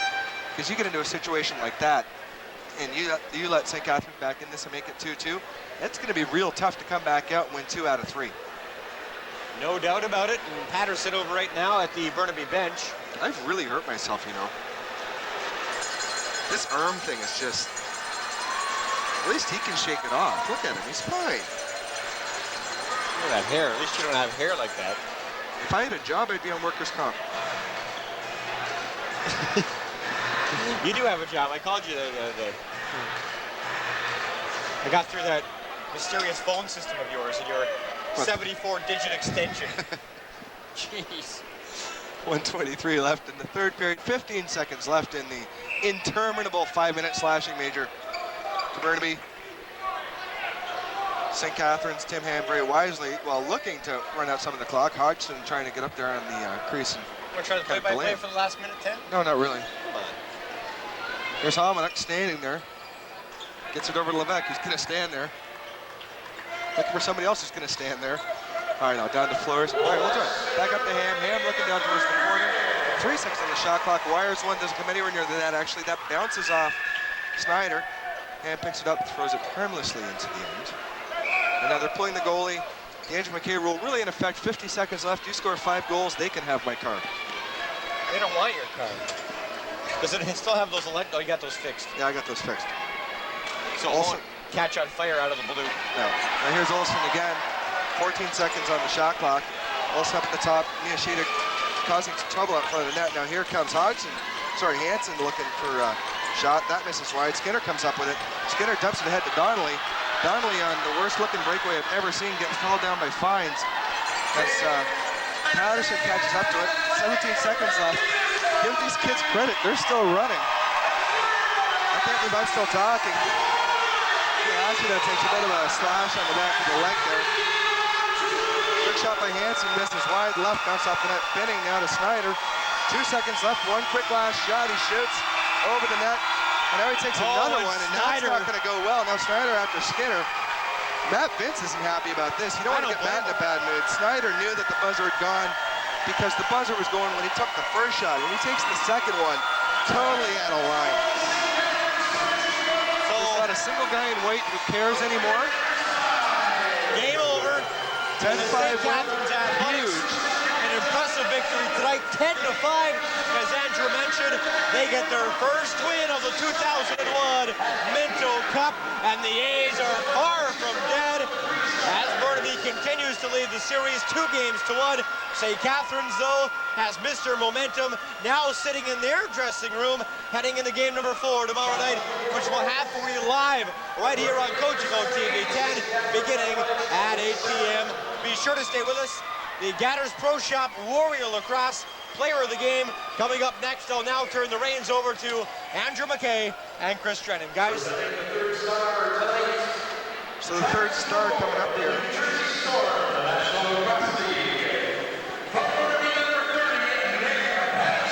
Nick Patterson, well-deserved. Put up a good solid last couple of periods stepping in. Oh, he definitely did. He came into a very difficult situation, and he did make the best of it. It certainly showed that you're not going to win this just by knocking out the Burnaby goaltender. They've got another one just as good they can throw on again. Flores, the second star of the game. Wouldn't it be funny if Craig Kahn got the first star? That'd be beautiful. He did score 2 very important goals, and especially that second one in the first period. First period just winding down to really just set the tone for how this game was going to go. From St. Catharines, the first down,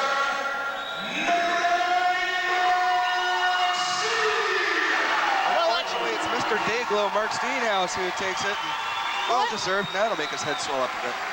Well, you know, Mark definitely is a great player. As we, it seems we got a bit of talking out here on the floor. Doesn't look like it's going to materialize into much more than just talk. Well, you can tell that these two teams are really starting to not like each other. And you think that Jeff Snyder is the target of it. No, now it's Eric Prince, actually, and Dave Block, who are doing most of the talking. And, you know, and Don Smith, fortunately, pulls Eric back. What you don't want to do here is, what you want Burnaby to do is go back to the room and be depressed. You don't want him to get riled up. You want him to just feel sad and think, how did that happen? So you don't want to get anything going. Definitely. You want to send Burnaby back to the hotel on a very, very down note. Fantastic game by the Athletics. They found their offense. I think their adjustments on defense definitely paid dividends, and only 5 goals by Burnaby. And all around, I think the Athletics had a fantastic game, but there are still things that they are going to have to work on for the next game. What struck me the last couple of games anyway, that they've done a very good job shutting down Lindsey Plunkett. After the breakout performance in the first game, he's been trying a bit, but you didn't even notice him for most of this game. Had a couple of better chances in game 2, but really not much going on. Well, definitely. That's the thing. Lindsey Plunkett comes into this in his last year. He's in his home province of Ontario. Peterborough native, went out to BC 2 years ago to play for Burnaby. This is his show. He has something to prove here. And if he can win it in his last championship, you know, in St. Catharines, whether it's St. Catharines or Peterborough, he'll be happy.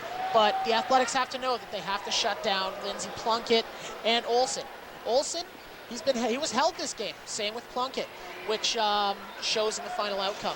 And one thing that I think probably really hurt Burnaby tonight was that when you do shut down, you shut down Plunkett, you shut down Olsen, and then you got a guy like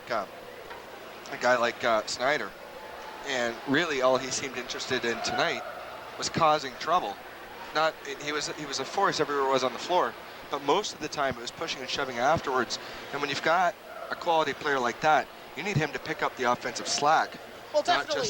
Not just get into, you know, pushing and shoving matches. Well, definitely that is important. The one thing that I did notice from my vantage point was Burnaby was rattled very early.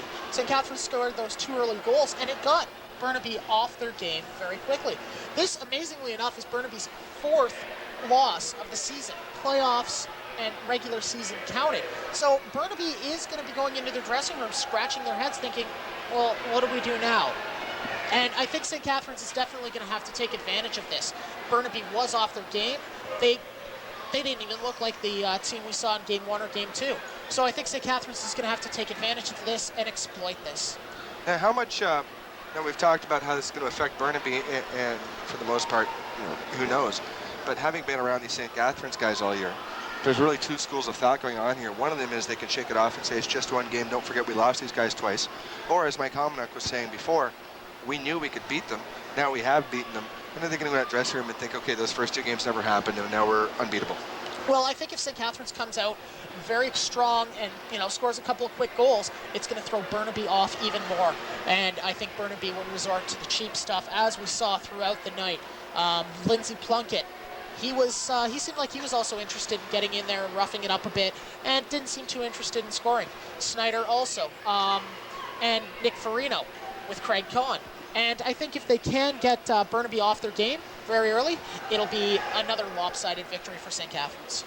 Now, well, that's what's going to go on later on. Now we're going to reflect a bit on what happened tonight. With tonight's Gatters Pro Shop Warrior of the Game, Mark Steenhouse. Derek Wills is standing by with him right now. Thanks very much, guys. I'm joined by Burnaby goaltender Nick Patterson, who came in the 2nd period, was put into a bit of a bad spot, but Nick, I think you played very well in your time tonight.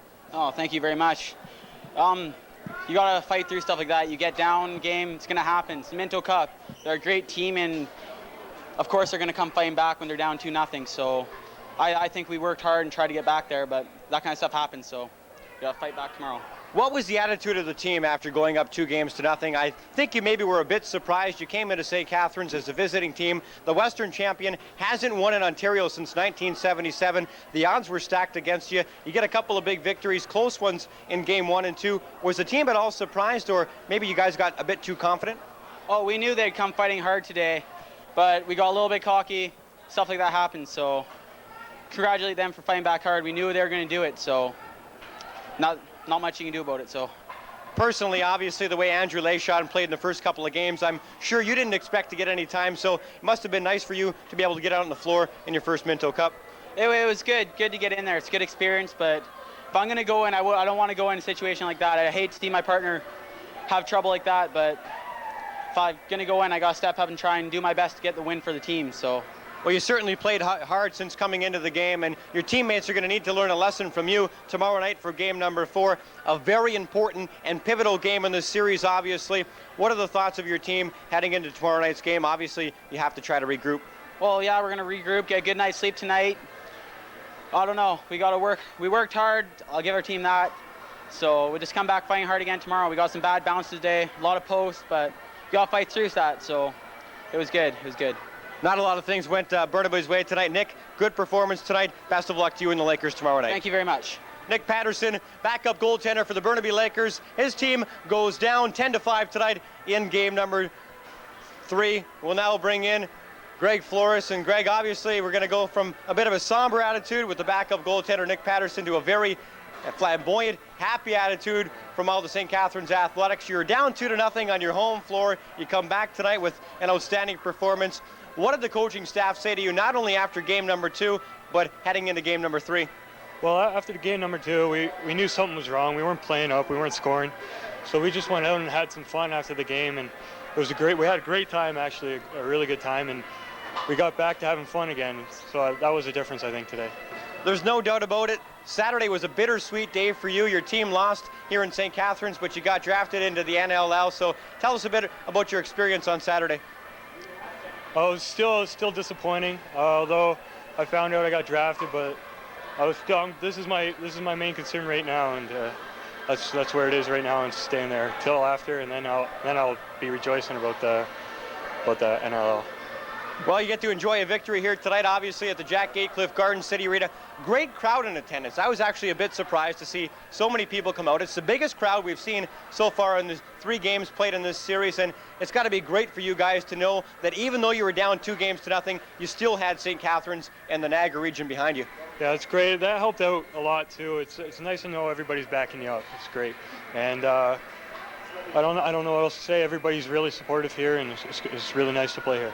Greg, another great performance tonight. We'll bring in our Gathers Pro Shop Warrior Lacrosse player of the game now, number 9, Mark Steenhausen. Mark, you know I love to watch you play. I've told you this numerous times. You're my favorite guy to watch out on the floor. You make things so exciting when you can rag the ball on the penalty kill. Sometimes you take the ball and run right by the net. Other times you'll take the shot. We've got some footage on tape of that absolutely amazing goal you scored tonight. You had 3 guys on you. You were in the middle of the pile. You must have felt like a pinball. Describe this one for us. I'm just trying to rag the ball, trying to see my lanes, see my openings, and I saw them, and luckily the ball stayed in my stick, and I got a chance for a breakaway, and I buried it. It was about time, I tell you that much. It was kind of a strange play because you came out of this pile, and I mentioned up in the broadcast booth, almost like a butterfly flying out of a pile of rocks, and all of a sudden you had the ball. It was like, oh my gosh, I can't believe you came out of that pile with the ball. So when you come into the net, you see you've got a pretty wide open lane. What was going through your mind? Did you decide to shoot right away, or did you think about running by and trying to kill some time? I figured when we needed a goal that game to make the game out of reach for the other team, so we needed to go out and bury them. So I figured I might as well take the chance of getting a goal, and luckily I did, and that was a good goal after Billy D scored his goal. And those 2 goals helped us a lot with getting our team back in the rhythm of things. I mentioned to Greg the fact that it must have been great for the Athletics tonight to see such a great crowd here at the Jack Gatecliff Garden City Arena. Your team was down 2-0. You started with Friday, Saturday games, which generally are the games which are going to bring the bigger crowds out. But game number 3 on a Monday night, you had more people here this evening than you did in game 1 and 2. It had to be almost a boost for you guys to walk out and see everybody inside the Jack Gatecliff tonight. Oh, for sure. It's a big difference playing here than Bill Burgoyne. and all the fans cheering you on, home fans. It's just unbelievable. When you come out, you're so excited, your nerves are going, and you just want to do well for them. And that's what I did tonight, and I got to continue doing it. I spoke to your head coach, Don Smith, before the game. I wanted to get his thoughts on how he felt about the importance of game number 3 tonight. I said, Don, is this a must-win for your team? He looked right in my eye and he said, Derek, we're going to win tonight. I guarantee we win this game. Your coach was very confident in you. What did he say to you guys before the game to try to get you going, to try to make sure that the Athletics won game number 3? Basically what he told you. He said, we're going to win tonight. Everyone's going to go out and do their part. This is a must-win victory, and our basis tonight was about winning. That's all. That's what our cheers were for, and we said, let's go out there and win. And luckily we did, and getting back in this series. Mark, another great performance here tonight. You scored that beautiful goal. You're a Gathers Pro Shop Warrior Lacrosse Player of the Game. Congratulations. Thank you very much. Mark Steenhouse of the St. Catharines Athletics tonight. The A's get a 10-5 victory. Very impressive. We said heading in to tonight's game number 3, St. Catharines had to open up the offense. That they certainly did. They played physical, they played feisty, and they had a lot of success here tonight. And St. Catharines gets the victory to get their first win of the 2001 Minto Cup. 10-5 was the final. Burnaby, though, still leads the series 2-1. Remember, game number 4 coming up tomorrow night right here at the Jack Gatecliff Garden City Arena. The opening face-off will go at 8:05. We will have all the coverage for you live on Cogeco TV 10 beginning at 8 p.m. And if you can't make it down here to the game, we certainly encourage you to do that because we think it's going to be close to a sellout here at the Jack Gatecliff Garden City Arena tomorrow. Certainly tune into Cogeco TV 10. Derek Wills, Andrew McKay, and Chris Dredden will have the call at 8 p.m. So for the entire broadcast crew here at Cogeco TV 10, I'm Derek Wills. Until tomorrow night, good night from St. Catharines.